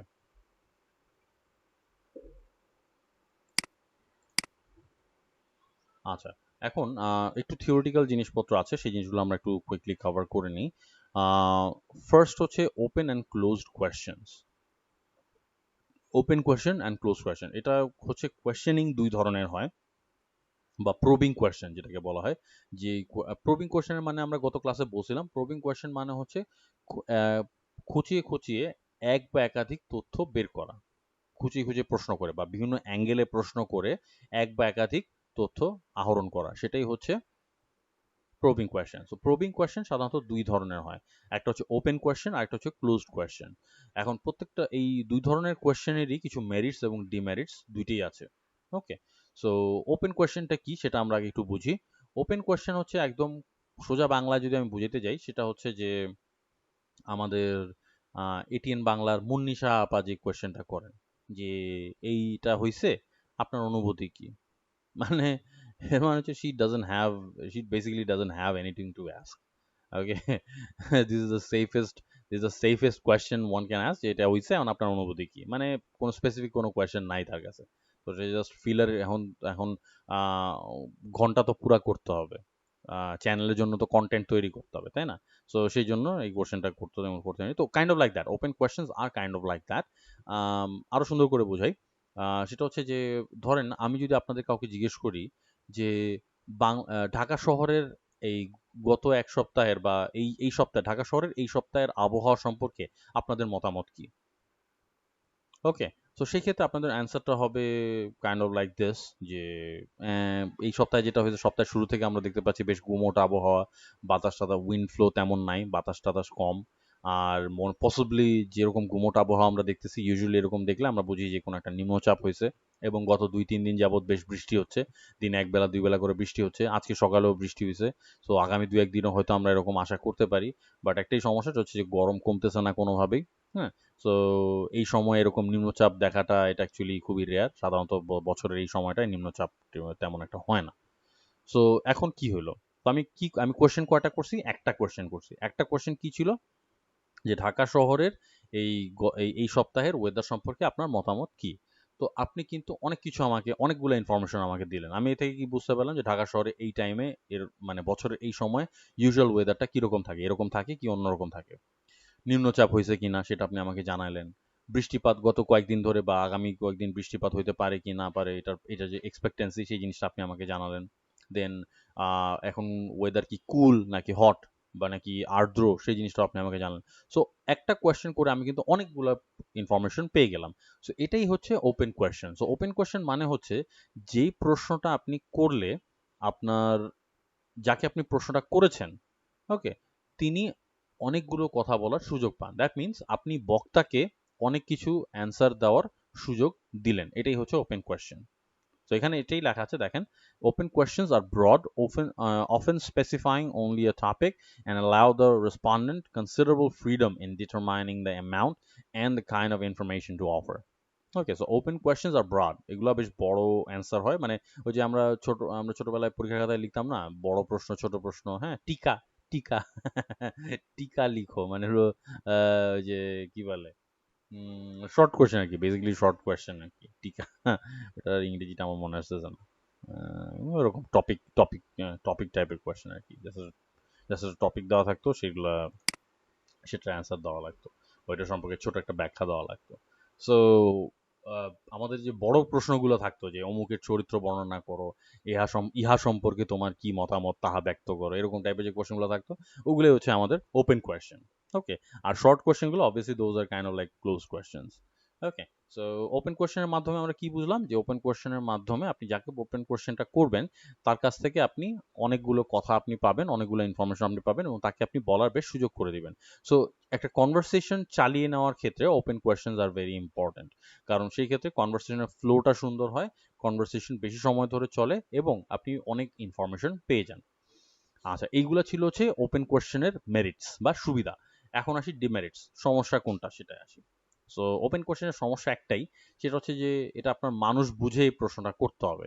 এখন আপনি যদি সাধারণত ওই যে আমাদের বিভিন্ন চ্যানেলে বা যে টক শো গুলোতে যেসব বক্তারা আসেন, ইভেন তৃতীয় মাত্রা, এই তৃতীয় মাত্রার যেসব কুশলী বক্তা যারা আছেন, তো তাদেরকে যদি আপনি এরকম ধরনের কোয়েশ্চেন করে ফেলেন, সো সেই ক্ষেত্রে সেই ক্ষেত্রে এই ধরনের প্রশ্ন যদি আপনি করে ফেলেন তো তারা এত বকবক করবে যে আপনার অ্যাকচুয়ালি একসময় তার কথা শুনতে আর ধৈর্য থাকবে না। সো সোজা কথা হচ্ছে ওপেন কোশ্চেন তাদের জন্য না যারা গপ্প একটু গপ্পবাজ, একটু গপ্প মারতে বা বেশি কথা বলতে পছন্দ করে, তাদেরকে আপনি ওপেন কোশ্চেনটা করে আপনার অ্যাকচুয়ালি সুবিধা হচ্ছে অসুবিধাই বেশি হবে। কারণ তারা আপনাকে হয়তো এক হচ্ছে তারা আপনার সময় নষ্ট করবে, 2 নাম্বার হচ্ছে যে তারা হয়তো এমন ইনফরমেশন দিবে এই সময় নষ্ট করে যেগুলো আপনি বেসিক্যালি কোনো কাজেই লাগাতে পারবেন না। এগুলোর মাথা মুন্ডু কিছুই আপনার কাজে আসবে না। সো ওপেন কোয়েশ্চেনটা মানুষ বুঝে করাটা বাঞ্ছনীয়। আচ্ছা, ওপেন কোয়েশ্চেনের কতগুলো টাইপ আছে এগুলো নিয়ে আমি খুব ডিটেলসে যাব না, এগুলা মানে I don't want to complicate things too much. এই জন্য just simply open questions to পর্যন্তই আমি রাখলাম। বেস্ট টাইপগুলোর নাম আমি আপনাদের বলি, এটা হলো highly open question, moderately open questions, advantages, disadvantages, হ্যান ত্যান হাবি যাবি। সো এগুলো নিয়ে খুব বেশি আমি ইয়েতে যাচ্ছি না। ওপেন কোয়েশ্চেন কি এইটুকু এবং এটা কিভাবে ইউজ করতে হবে সেটা জানলে আপনাদের জন্য গুড এনাফ। আচ্ছা, এখন আসি আমরা ক্লোজড কোয়েশ্চেন্স এ। Closed questions, so as the name suggest, this is the exact opposite of open questions.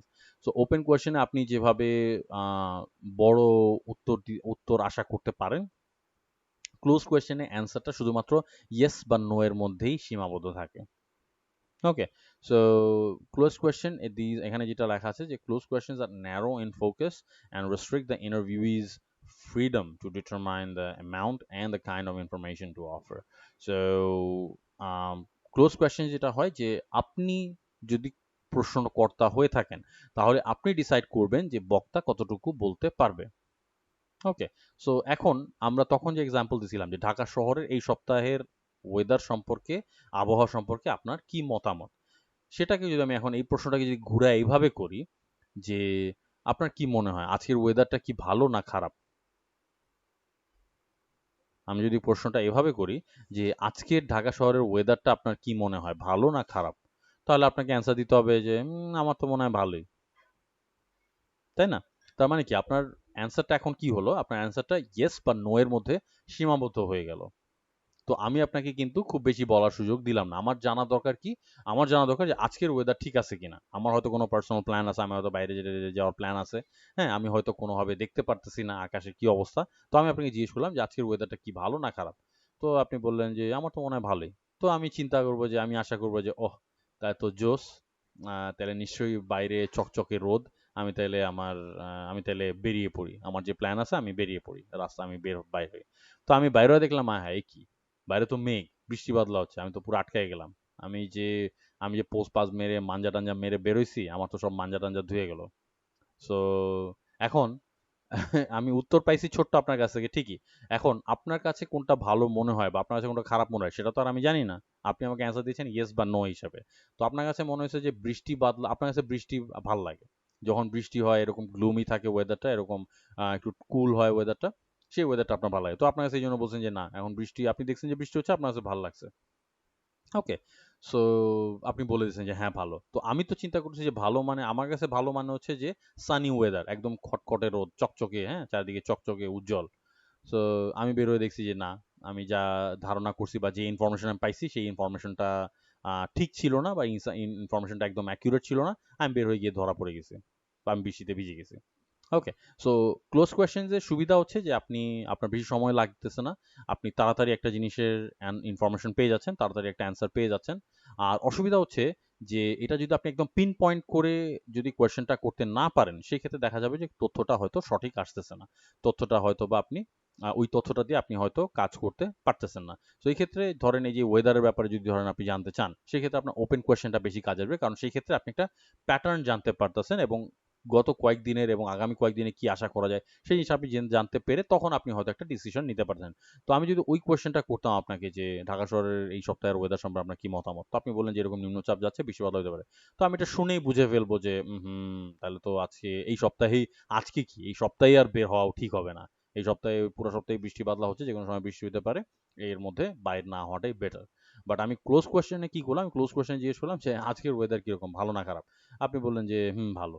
তো আপনার কাছে বৃষ্টি পছন্দ, তাই আপনি বৃষ্টি বললেন যে হ্যাঁ এখন ওয়েদার তো ভালো, ঠান্ডা ওয়েদার, বৃষ্টি বাদলা হচ্ছে, ঘরে বসে খিচুড়ি খেতে খুব ভালো লাগবে। সো আমি তো বের হয়ে গেলাম, আমি বের হয়ে দেখি না কিসের ভালো, এ তো মেঘ বৃষ্টি, হ্যাঁ, আমি তো পুরো ধরা খেয়ে গেলাম। So kind of like that.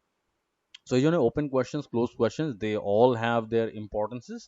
দুইটারই ইম্পর্টেন্সের দরকার আছে, দুইটারই অনেক কিছু দরকার আছে, ভালো আছে খারাপও আছে। তো এটা আপনাকে বুঝতে হবে যে কোন জায়গায় আপনি কোন জিনিসটা ইউজ করতে চান।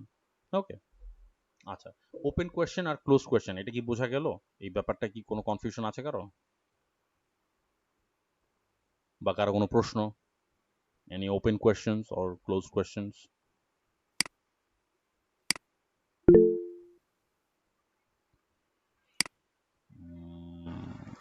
না, হ্যালো আচ্ছা, ভাইয়া। হ্যাঁ জি বলেন।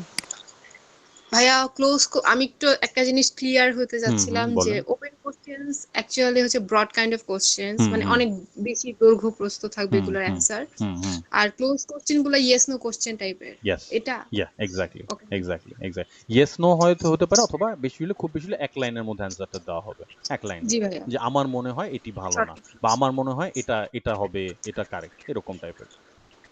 আচ্ছা ঠিক আছে ভাই, ওকে ওকে, thank you. Okay, no Warsi. Okay, and আপনারা মেন্টাল প্রিপারেশনটা কিন্তু নিতে থাকেন, কারণ এই প্রবিং কোয়েশ্চেনের পার্টটা শেষ হলেই আমরা কিন্তু কনভারসেশনে চলে যাব। So will do the role play and আপনারা যারা অনেকে হয়তো একটু দেরি করে যারা পরে জয়েন করছেন তাদের জন্য তাদের জ্ঞাতার্থে আমি বলতেছি সেটা হচ্ছে যে গত ক্লাসে আমরা নেগোসিয়েশন স্কিলসটা কভার করছি। আজকে আমরা ওই ফার্স্ট হাফে আমরা প্রবিং স্কিলটা কভার করছি। প্রবিং স্কিলের অলরেডি থিওরিক্যাল পার্টটা মোটামুটি হয়ে গেছে। এখন আমি জাস্ট আপনাদের কিছু এক্সাম্পল দেখাবো, ওগুলো দেখলে আপনার আর গ্রো মডেল, কোয়েশ্চেনের একটা মডেল আছে যেটাকে বলা হয় গ্রো, সেই জিনিসটা আমি এক্সপ্লেন করবো। এটার পরে আমরা যেটা করবো সেটা হচ্ছে রোল প্লে। দ্যাট মিনস আপনারা আপনাদের ইউজুয়াল রোল প্লে করবেন। That means you guys will be the freelancers and I will be multiple customers বা multiple clients.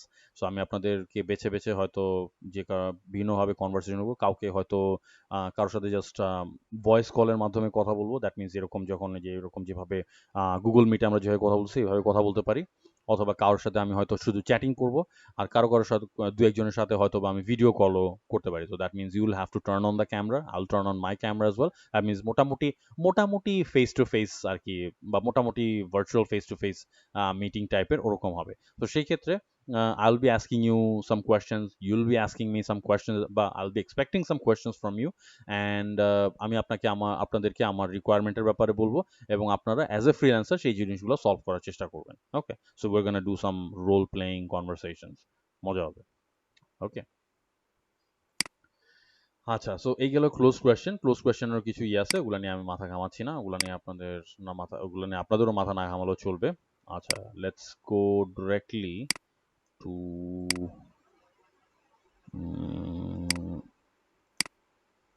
where is the grow model?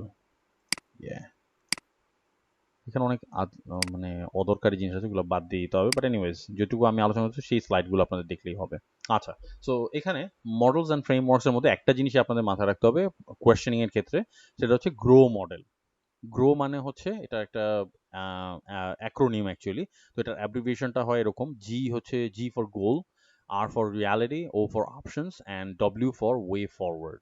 Okay, so একটা প্রশ্নকে যখন একটা প্রশ্ন তখনই সার্থক প্রশ্ন হবে যখন ওই প্রশ্নটা এই মডেলের এই চারটা গুণ অথবা এই চারটা গুণের মধ্যে অ্যাটলিস্ট একটা বা দুইটা গুণ সিদ্ধ করতে পারবে তখনই।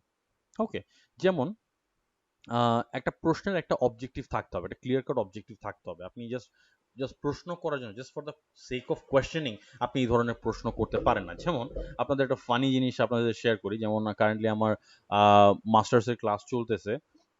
এখন আমাদের ফার্স্ট সেমিস্টার বলতে কি যে ফার্স্ট সেমিস্টার ক্লাসগুলো শেষ, এখন এক্সাম হয় নাই। এক্সাম কবে হবে এটা উই ডোন্ট নো, ভার্সিটি না করলে এক্সাম হবে না। সো এখন যেটা হচ্ছে যে এখন আমাদের সেকেন্ড সেমিস্টার শুরু হয়েছে। তো সেকেন্ড সেমিস্টারে যেটা হয়েছে, আমরা হলাম 10th ব্যাচের, তো আমাদের সিনিয়ররা হচ্ছে 9th ব্যাচের। সো এই সেকেন্ড সেমিস্টারে তারা 9th ব্যাচ এবং 10th ব্যাচকে একই একই ধরনের কোর্স দিছে, একই সাবজেক্ট অফার করছে। তো পাঁচটা পাঁচটা কোর্স আমরা সিলেক্ট করছি সবাই। সো 9th ব্যাচ এবং 10th ব্যাচের এখন একসাথে ক্লাস হচ্ছে। তো এখন 9th ব্যাচের কিছু আদু ভাই আছে যারা মানে অনেক বয়স্ক, অনেক সিনিয়র। দ্যাট মিনস এই বয়সে কেন মাস্টার্স করছে আই ডোন্ট নো। আমারই তো মাস্টার্স অনেক লেট হয়ে গেছে, কারণ আমি গ্র্যাজুয়েশন করছি ব্যাক ইন 2012, আমার গ্র্যাজুয়েশন শেষ হয়েছে 2012-তে। আমি 8 বছর পরে 8 বছর পরে আমি মাস্টার্স করতেছি, তো আমারই মনে হয় লেট হয়ে গেছে। দে আর even like 10-15 years older than me, আমার চেয়ে আরো 10-15 বছরের সিনিয়র তারা। তারা মাস্টার্স করতেছে। They have like their kids have grown up, তাদের বাচ্চা কাচ্চার বিয়ে শাদী হবে কয়দিন পরে, এরকম অবস্থা। সো এদের মধ্যে কয়েকজন আবার আছে বিভিন্ন ভার্সিটি টিচার। তো এখন এদের মধ্যে কিছু কিছু মানুষ মানে দে অ্যাক্ট লাইক কিডস, একদম মানে মানে স্কুলের বাচ্চাদের মতো বিহেভ করে। I don't know Y. একজন আছে পার্টিকুলার, উনি প্রত্যেকটা ক্লাসে মানে মুখ বন্ধ রাখতেই পারে না। স্যাররা কোন একটা কিছু বুঝাইলে ওইটার উপরে ওনার কথা বলতেই হবে, মুখ কোনোভাবে বন্ধ রাখা সম্ভব না। এবং his questions are like kind of like, মানে his questions are like this. যেমন উনি বলবে যে, মানে আমি জাস্ট এক্সাম্পল দিচ্ছি আর কি, ওনার বলার ধরনটা এরকম যে, স্যার আপনি বললেন উদ্ভিদ মানে গাছ, ওকে, আর আমরা জানি প্ল্যান্ট মানে গাছ, তার মানে কি আমরা বলতে পারি যে উদ্ভিদ মানেই প্ল্যান্ট? আমি কি আপনাদের বুঝাতে পারলাম জিনিসটা কিরকম? সো মানে হিজ কোয়েশ্চেনস আর লাইক মানে টোটাল অবভিয়াস, যে জিনিসটা সবাই জানে, সবাই বুঝতেছে, এটা প্রশ্ন করার কোনো মানেই হয় না। অবান্তর প্রশ্ন অনেক ক্ষেত্রে বলা হয়ে থাকে এই জিনিসটাকে। So his questions are like kind of, মানে his questions are kind of like that. So এই ধরনের কোয়েশ্চেন কিন্তু অ্যাকচুয়ালি প্রপার কোয়েশ্চেনিং না। তো এটাই বললাম যে এক্সট্রোভার্ট হইলে, so what I possibly take is যে that guy is an ভাইয়া উনি মনে হয় বাসায় হ্যাঁ ভাইয়া উনি মনে হয় বাসায় ছোটবেলায় বাবার কাছে এটা বলতো যে বুক লাগবে, বই লাগবে, পেন লাগবে, কলম লাগবে। Shit, man.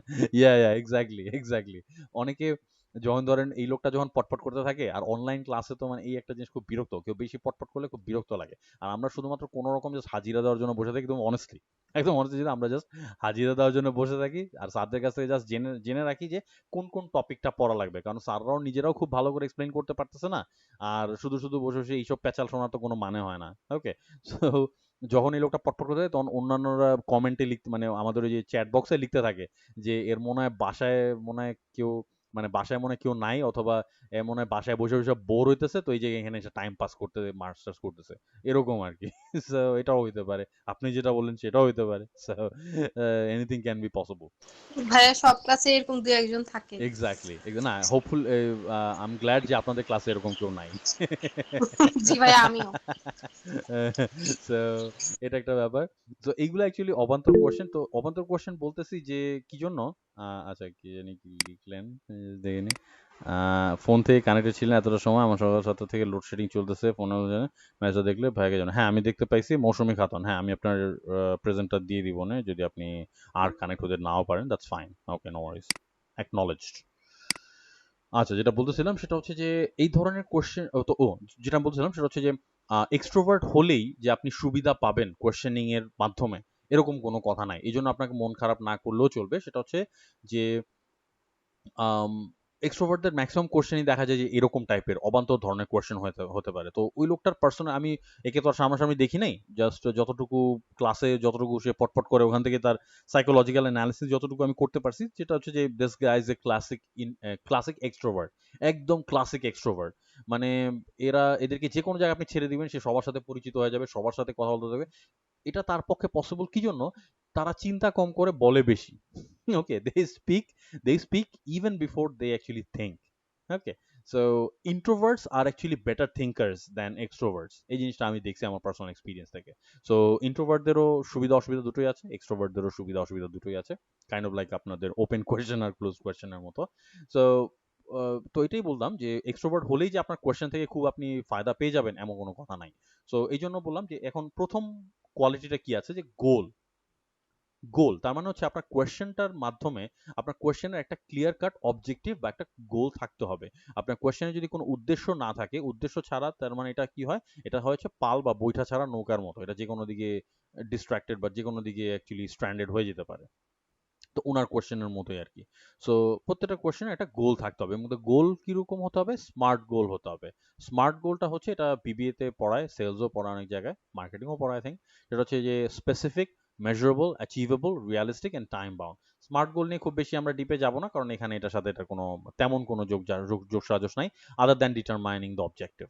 তো সোজা কথা হচ্ছে যে আপনার কোয়েশ্চেনে একটা ক্লিয়ার কাট অবজেক্টিভ থাকলেই চলবে। যেমন ক্লায়েন্টকে আপনি ওই যে সিনারিওটা আমি তখন বললাম আপনাদেরকে, যে ক্লায়েন্ট আপনাকে বললো যে আমি একটা অনলাইন কনসালটেন্সি সার্ভিস রান করব, এটার জন্য আমার একটা গোল, আমার জন্য এটার জন্য একটা লোগো লাগবে। ওকে, তো এখন ওটার পিঠে আপনি প্রশ্নটা করলেন এরকম, আহ, আহ, এই বিজনেসটা আপনি শুরু করলেন কি জন্য, বা আপনি এরকম করলেন যে বিজনেসে আপনার কি কোনো পার্টনার আছে। আপনি প্রশ্নটা করলেন যে এই যে আপনি যে বিজনেসটা করবেন, do you have any partner for this business. তো এখন ব্যাপার হচ্ছে যে লোগো ডিজাইন অথবা আপনার ফার্দার কি কি লাগবে সেই জিনিসগুলো ডিটারমাইন করতে এই বিজনেসে কোনো পার্টনার আছে কি নাই, সেই জিনিসটা কিন্তু কোনো দরকার নাই। তো বিজনেসে যদি পার্টনার, কাস্টমার যদি অ্যান্সার দেয় যে না আমার বিজনেসে আরো দুজন পার্টনার আছে, সেটা জেনে আপনি কি করবেন? এটার সাথে তো ডিজাইন এলিমেন্টের কোনো সম্পর্ক নাই, বা ডিজাইনে এটা কোনো ইম্প্যাক্টই ফেলবে না। ওকে, তো তার মানে কি, এই কোয়েশ্চেনটা তাইলে এই কোয়ালিটিটাকে সিদ্ধ করতে পারতেছে না, তার মানে এই কোয়েশ্চেনটার অ্যাকচুয়ালি কোনো গোল নাই। তো এই কোয়েশ্চেনটা একটা অবান্তর প্রশ্ন। এটা গেল গোল। আচ্ছা, তো প্রশ্নটা হতে হবে রিয়ালিটি বেসড। অনেক সময় অনেকে এই ধরনের প্রশ্ন করে না, যে এই প্রশ্ন তো খুবই কমন অ্যাকচুয়ালি, কি জানি, যদি সালমান শাহ বেঁচে থাকতেন তাহলে আজ বাংলাদেশের ফিল্ম ইন্ডাস্ট্রির কি হতো। হ্যাঁ, তারপর কি জানো, হ্যাঁ, সুশান্ত সিং রাজপুত যদি আজ বেঁচে থাকতেন, বা আরো উনি যদি আরো 10 বছর বেঁচে থাকতেন, তাহলে উনি কি শাহরুখ খান হতে পারতেন?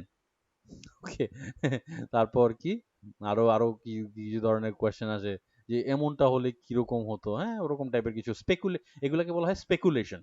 তো স্পেকুলেশন বেসড যে কোয়েশ্চেনগুলা এগুলাও কিন্তু অ্যাকচুয়ালি অবান্তর প্রশ্ন, কারণ হচ্ছে এইগুলা টোটালি রিয়ালিটির উপরে বেসড না। ওরকমটা হলে কেমন হতো, ওরকমটা যেহেতু হচ্ছে না, তো ওরকমটা হলে কেমন হতো সেটা জেনে আমার লাভটা কি ভাই, তাই না? সালমান শাহ তো নাই, ফিল্ম ইন্ডাস্ট্রি যা হওয়ার তা হয়ে গেছে। তো এখন স্পেকুলেশন করে এটা তো জাস্ট ওই খবরের কাগজের পাতা ভরার জন্য, অথবা ওই চ্যানেলের ওয়াচ আওয়ার এগুলা পূর্ণ করা ছাড়া আর তো কোনো ইয়ে নাই, টিআরপি বাড়ানো ছাড়া আর তো কোনো দরকার নাই। বাট এটা কি অ্যাকচুয়ালি বেসিকলি কারো কোনো উপকারে আসতেছে? আসতেছে না। This is just for this questions are just asked for the sake of asking, আর কিছু না। আবার এই যে যেটা বললাম যে উনি বেঁচে থাকলে কি হতে পারতেন, যেহেতু বেঁচে নাই so we will never know, এটা নিয়ে শুধু স্পেকুলেশন করে কোনো লাভ নাই। সো এই জন্য question has to be based on reality. রিয়ালিটির বাইরে যেসব স্পেকুলেটরি কোয়েশ্চেন এগুলোর কোনো দাম নেই। আচ্ছা, অপশনস। তো আপনি এটা হচ্ছে, এটা করা যায় ক্লোজ কোয়েশ্চেনের মাধ্যমে। তো আপনি বিভিন্ন ধরনের অপশন প্রেজেন্ট করতে পারেন যে আপনি এটা নেবেন না ওটা নেবেন। তো ক্লায়েন্টকে আপনি হয়তো ধরেন ক্লায়েন্টের জন্য দুটো অপশন আপনি প্রিপেয়ার করলেন, আপনি ক্লায়েন্টকে জিজ্ঞেস করলেন যে which one do you like better, the red one or the green one. আপনি দুইটা লোগো হয়তো তৈরি করছেন, একটা রেড কালার দিয়ে একটা গ্রিন কালার দিয়ে। তো আপনি ক্লায়েন্টকে জিজ্ঞেস করলেন যে which colour do you prefer, which colour would you prefer, অথবা which colour do you like better, the green one or the red one. তো এখানে আপনি কি করতেছেন, আপনি ক্লায়েন্টকে দুটো অপশন দিচ্ছেন। সো এইভাবে অপশন আপনি দিতে পারেন ক্লায়েন্টকে। ওকে, সো অপশন দিতে পারলে দ্যাটস গুড। আর যদি সবসময় যে অপশন দেওয়া লাগবে এমন কোনো কথা নেই, অপশন দেওয়ার ব্যাপারটাও টোটালি অপশনাল অ্যাকচুয়ালি। ওকে, সিচুয়েশনের উপর ডিপেন্ড করবে। আর ওয়ে ফরওয়ার্ড, একটা কোয়েশ্চেনের মাধ্যমে যে অ্যান্সারটা আপনি পাবেন সেটা থেকে আপনাকে নেক্সট স্টেপে যেতে পারতে হবে, একটা ওয়ে ফরওয়ার্ড থাকতে হবে। যেমন ভার্সিটিতে যখন আমি এই মাস্টার্স করার জন্য যখন জগন্নাথ ভার্সিটিতে যখন আমি প্রথম দিন গেলাম, ওখানে ইন্ট্রো পর্ব হইলো, তো ওখানে অনেক ধরনের মানুষ ছিল। আর এখানে basically all of them are from out of Dhaka. এখানে ঢাকার স্থানীয় কেউ নাই একমাত্র আমি বাদে। I am the only one whose original Dhaka resident in this class. So এদের ম্যাক্সিমামই দেখা যায় যে হয়তো হস্টেলে থাকে বা মেসে থাকে, বা প্রত্যেকেরই হয়তো দেশে হয়তো 2-3 জন বা 3-4 জন একসাথে একটা বাসা ভাড়া করে থাকে, এরকম আর কি, টেম্পোরারি রেজিডেন্সিপ। অথবা তাদের বাবা মা হয়তো ঢাকা শহরে আসছে খুব বেশি দিন হয় নাই। যাই হোক, তো এদের কমিউনিকেশন আর আমার কমিউনিকেশনের স্টাইল টোটালি ডিফারেন্ট, এদের সাথে আমার অ্যাকচুয়ালি খাপ খায় না আর কি basically. So anyways, still they are my classmates and everything. So আমি বারান্দায় দাঁড়ায় একজনের সাথে অন্য একজনের সাথে আমি কথা বলতেছিলাম। তো এর মধ্যে ফট করে মাঝখানে একজন মাহবুর রহমান নামে একজন আইসা ফট করে আমাকে জিজ্ঞেস করলো, ভাই জিমে টিমে যান নাকি? তার সাথে আমার কিন্তু পরিচয় হয়নি তখন, that was the first time I saw that গায়। তাকে আমি ওই দিনই প্রথম দেখছি, সেও আমাকে চিনে না আমিও তাকে চিনি না। উনি ফট করে এসে মাঝখানে জিজ্ঞেস করলো, হ্যাঁ ভাই যান জিমে টিমে যান নাকি? সো এখন স্বভাবতই এই ধরনের প্রশ্নে আমি খুবই বিরক্ত হই, কারণ হচ্ছে যে তাকে দেখে মনে হয় না সে জীবনে কখনো জিমে পা রাখছে। ওকে, তাকে দেখে মনেও হয় না যে ব্যাপারে তার কোনো ইন্টারেস্ট আছে, কারণ একটা মানুষের আউটলুক বা অ্যাপিয়ারেন্স দেখলে তার পছন্দ অপছন্দ সম্পর্কে বেশ কিছুটা আইডিয়া করা যায়। অ্যাটলিস্ট আমার এক্সপিরিয়েন্স থেকে আমি এটা আইডিয়া করতে পারি। সো এখন আমি যদি তাকে বলিও যে হ্যাঁ ভাই যাই, হ্যাঁ রেগুলার যাই, তো এটার পরে ওয়ে ফরওয়ার্ডটা কি? সে কি কনভারসেশনটা কন্টিনিউ করতে পারবে? পারবে না। তার এই কনভারসেশনটা কন্টিনিউ করার ক্ষমতা নাই, কারণ সে এমন একটা টপিক নিয়ে কথা বলতেছে ক্লিয়ারলি যেটা নিয়ে তার কোনো আইডিয়া নাই বা যেটার ব্যাপারে তার কোনো নলেজ নাই। সো সে কোয়েশ্চেনটা করছে just for the sake of questioning. তো তার মানে এই ধরনের কোয়েশ্চেনের মাধ্যমে কনভারসেশনের কোনো ওয়ে ফরওয়ার্ড নাই, কনভারসেশনটাকে এগিয়ে নিয়ে যাওয়া অথবা একটা নেক্সট স্টেপে যাওয়া বা নেক্সট একটা ধাপে যাওয়া, এটা ইম্পসিবল। সো এই ধরনের কোয়েশ্চেন কখনো গ্রো মডেলটাকে সিদ্ধ করতে পারে না। সো দ্যাট ওই কোয়েশ্চেনটাকেও তখন অবান্তর প্রশ্ন হিসেবে ধরা হয়। সো এটাই ছিল গ্রো মডেল, এটুকু বুঝলেই মোটামুটি হবে। ওকে, সো দেন হচ্ছে এখানে অনেক ধরনের কোয়েশ্চেনের স্যাম্পল দেওয়া আছে, এগুলো আপনারা একটু দেখে নেবেন। এটা এই প্রেজেন্টেশনটা আমি যখন আপনাদের দিয়ে দিব, এখান থেকে আপনারা একটু কাইন্ডলি দেখে নেবেন। এগুলো নিয়ে সব আলোচনা আমি করব না, কারণ এগুলা মোটামুটি সেলফ এক্সপ্লেনেটরি, কোনটা কি বলতেছে এটা আপনারা পড়লেই বুঝতে পারেন। যেমন what do you mean by dash, মানে এটা দ্বারা তুমি কি বোঝাচ্ছ, what is your main point, এগুলো হচ্ছে questions of clarification. That means আপনার কোনো ব্যাপারে আপনি হয়তো ক্লিয়ার হন নাই, আপনি ক্লিয়ার ভাবে হয়তো বুঝতে পারেননি, ক্লায়েন্ট যেভাবে বলছে যেভাবে বলছে সেই জিনিসটা আপনার কাছে পরিষ্কার হয় নাই। তো আপনি এভাবে বলতে পারেন যে could you put that another way, আপনি এটা একটু অন্যভাবে এক্সপ্লেইন করবেন। তো আমরা এটাকে হয়তো বলি যে can you explain it in another way, এটা কি জাস্ট আরেকভাবে বলা, সেটা হচ্ছে could you put that another way, মানে হচ্ছে যে আপনি এটা কি একটু অন্যভাবে বলবেন কিনা। What do you think is the main issue here, এখানে কি মনে হয় কোন জিনিসটা তোমার কাছে মেইন বেশি গুরুত্বপূর্ণ মনে হচ্ছে। Let me see if I understand you, do you mean this or that, এটা হচ্ছে অপশন দেওয়ার ক্ষেত্রে, অপশনের ক্ষেত্রে। Does this relate to our problem or discussion or issue, এটা কি আমাদের সমস্যার সাথে সম্পর্কযুক্ত কিনা। Okay, could you give me an example, আপনি কি আমাকে একটা এক্সাম্পল দিতে পারেন। Would this be an example, এটা কি একটা উদাহরণ হতে পারে। Could you explain this further, আপনি কি এটাকে আরেকটু এক্সপ্লেইন করতে পারেন। Would you say more about that, আপনি কি এটাকে আরেকটু বলবেন, বা why do you say that, আপনি কেন এরকম ভাবে বলতেছেন। হ্যাঁ, তো এই জিনিসগুলো হচ্ছে কোয়েশ্চেন্স অফ ক্লারিফিকেশন। তো কোনো একটা ব্যাপারে ক্লারিফিকেশন নেওয়ার জন্য বা কোনো একটা জিনিস আরেকটু ফার্দার বোঝার জন্য এই ধরনের কোয়েশ্চেনগুলো আপনারা ব্যবহার করতে পারেন। তো এগুলা দেখলে বা এই ফরম্যাটগুলো দেখলে পরে আপনি আরো আপনার মতো বিভিন্ন কোয়েশ্চেন আরো বের করতে পারেন। আমি বলতেছি না যে এই জাস্ট এই কয়টাই আছে, এখানে আমি জাস্ট কতগুলো স্যাম্পল দিয়ে দিলাম, এখানে সোর্সগুলোও দেওয়া আছে, কোথা থেকে নেওয়া হয়েছে। সো আপনারা চাইলে সোর্সটাও চেক আউট করে দেখতে পারেন। ওকে, সো আর দেন হচ্ছে questions about view points or perspectives, এগুলো হচ্ছে যে একটু ওপেন কোয়েশ্চেন টাইপের, যেটা হচ্ছে যে আপনাদের ওই আমাদের মুন্নিশা পার কোয়েশ্চেনের মতো, আপনার অনুভূতি কি বা আপনি কি বোঝাতে চাচ্ছেন সেই টাইপের কোয়েশ্চেন। যে what are you implying by that, এটা দিয়ে আপনি কি বোঝাচ্ছেন। When you say this, are you implying this, আপনি যখন এটা বলতেছেন, are you implying this, when you say apple, are you implying an apple, kind of like that আর কি। অথবা এটা বলতে পারেন যে when you say apple, are you implying an apple phone or an apple fruit or are you implying a fruit? তো আপনি যখন অ্যাপল বলতেছেন এটাতে আপনি কি বোঝাচ্ছেন, ফ্রুটটা বোঝাচ্ছেন নাকি অ্যাপল ফোনটাকে বোঝাচ্ছেন, কোনটা বোঝাচ্ছেন।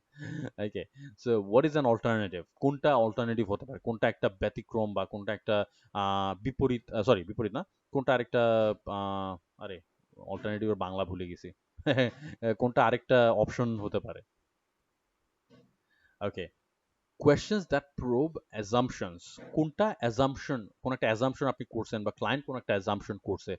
assumption মানে আমরা সবাই জানি, assumption মানে হচ্ছে ধারণা করে নেওয়া বা একটা জিনিস ধরে নেওয়া বা একটা জিনিস ইমাজিন করে নেওয়া। ওই যে আমরা অঙ্ক করতে গেলে যেটা করতাম না, যে সাপোজ, হ্যাঁ সাপোজ ধরি, হ্যাঁ সাপোজ ধরি, মনে করি মনে করি এটি একটি এটা মনে করি এটা হচ্ছে এক্স, বা উনি হচ্ছেন এক্স, বা উনার ইনকাম হচ্ছে এক্স, হ্যাঁ এরকম ধরনের আর কি, পাটিগণিত, বীজগণিত, ও মাই গড। আচ্ছা, anyways, so questions that probe assumption, যেগুলো দিয়ে আপনি যে অ্যাজাম্পশন গুলো আপনি ফাইন্ড আউট করতে পারেন, যে হোয়াট আর ইউ অ্যাসিউমিং, বা হোয়াট ইজ জেনি অ্যাসিউমিং, জেনি মানে এখানে কোনো থার্ড পারসন সিঙ্গুলার নাম্বার, যে হোয়াট ইজ শি অ্যাসিউমিং, অ্যাসিউম, এটা কিন্তু অনেকে যেটা বলে অ্যাজিউম, অ্যাজুম করা, অ্যাজিউম, অনেকে বলে অ্যাজিউম বা অ্যাজুম, এটা অ্যাসুম, অ্যাসুম, অ্যাসাম্পশন, অ্যাসাম্পশন, অ্যাজাম্পশন না। ও মাই গড, মাস্টার্স, আমার মাস্টার্সের ক্লাস থেকে আমি অনেক পিকুলিয়ার স্পেলিং শিখতেছি, নতুন নতুন নতুন করে স্পেলিং শিখতেছি। আমার স্পেলিং তো অত ভালো না, আমার প্রোনাউন্সিয়েশন অত ভালো না। আচ্ছা ভাইয়া, আমার এখানে বৃষ্টি হচ্ছে, নেট অনেক স্লো, প্রবলেম করছে। আচ্ছা, যতটুকু সময় কানেক্টেড থাকা সম্ভব হয় ততটুকু সময় থাকেন আর কি। আচ্ছা, তো ওখানে আমি আমার মাস্টার্সের ক্লাস থেকে কিছু নতুন প্রোনাউন্সিয়েশন শিখছি। আমি আপনাদের কয়েকটা ওয়ার্ড লিখি, আপনারা একটু পড়েন এটা, হ্যাঁ এই শব্দটা পড়েন। এখানে আমি চ্যাট বক্সে একটা শব্দ দিলাম, এটার উচ্চারণটা কি হবে, যে কেউ একজন বলেন। অথর। অথর না, এটা একদম ভুল, আপনি একদম ভুল বললেন। কে বলছেন এটা অথর? ভাইয়া আমি। আচ্ছা, হালিমা জান্নাত, হ্যাঁ এটা একদম ভুল। আমার মাস্টার্সের ক্লাস থেকে আমি যেটা শিখছি, আমাদেরই একজন স্টুডেন্ট, তিনি পড়ছেন এটা আউদর। মানে ভাইয়া বুঝলাম না, আমি প্রথম শুনলাম এটা। হ্যাঁ, উনি বলছেন এটা আউদর। তো স্যার একটা স্লাইড পড়াচ্ছিলেন, তো বলতো ওখানে অথর শব্দটা লেখা ছিল, তো স্যার বলছে এটা একটু রিডিং পড়ো। তো সে এটা রিডিং পড়তেছিল, যখন হি ওয়াজ প্রোনাউন্সিং ইট আউদর। এবং সে মাস্টার্সে পড়ে, ইংলিশে মাস্টার্স করতেছে, সে 4 বছর ইংলিশে অনার্সও করে আসছে। ভাইয়া আমি ভাবছিলাম যে আমারটা সত্যিই ভুল। না, আপনারটা ঠিক আছে, that guys wrong obviously. But এরকম প্রোনাউন্সিয়েশন আমি বাপের জন্মে শুনি নাই। আমি আমার আব্বুকে বলছি, আব্বু আব্বু বলে ওরে লাথি মেরে ক্লাস থেকে বাইক করা যায় নাকি যেন, এগুলোর ক্লাসে রাখে কি করতে, এগুলোরে ভর্তি করছে কে।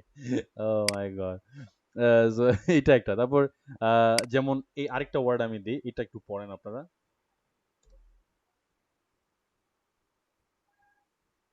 প্রসেস। আবার একটু দেখেন,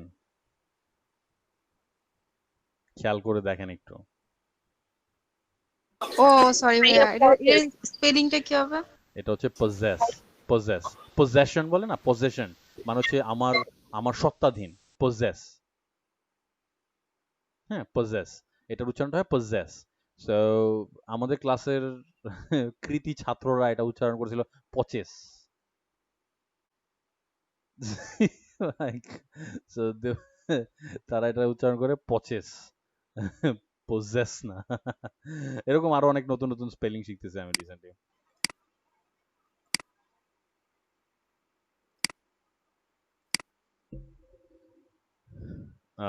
পজেসটা আবার একটু বলি যারা যাদের হয়তো কনফিডেন্ট তাদের জন্য, এটা হচ্ছে যে পজেশন, যে আই হ্যাভ, যেমন আমার আমার কাছে একটা লাল রঙের একটা ব্যাগ আছে, তো I have a red bag in my possession. আমি এটুকুও বলতে পারি যে আই হ্যাভ রেড ব্যাগ, হ্যাঁ আই হ্যাভ রেড ব্যাগ, আমি এটাও বলতে পারি যে আমার একটা রেড ব্যাগ আছে। বাট এটাকে আরেকটু এমফেসাইজ করার জন্য যে আমার সত্তাধীন বা এটা আমার, এটা টোটালি আমার, এটা আর কারো না, এটা একেবারে আমার একেবারে লিখে নেওয়ার সম্পত্তি, বা আমার একেবারে এটা আমার সত্ত্বাধিকারের অধীনে আছে, এইভাবে যদি আমি মেনশন করতে যাই ফর্মালি বলতে গেলে, তো আমি বলতে পারি যে I have a red bag in my possession. তো আমার আমার সংগ্রহে বা আবার সংগ্রহ হিসাবেও এটাকে মেনশন করা হয় যে আমার সংগ্রহে একটা লাল ব্যাগ আছে। ওকে, পজেস, পজেশন। আবার ওই যে আপনারা যারা হরর মুভি দেখেন সেখানে ওই যে এই শব্দটাও ইউজ হয়, ওই যে পজেশন, যেটা যে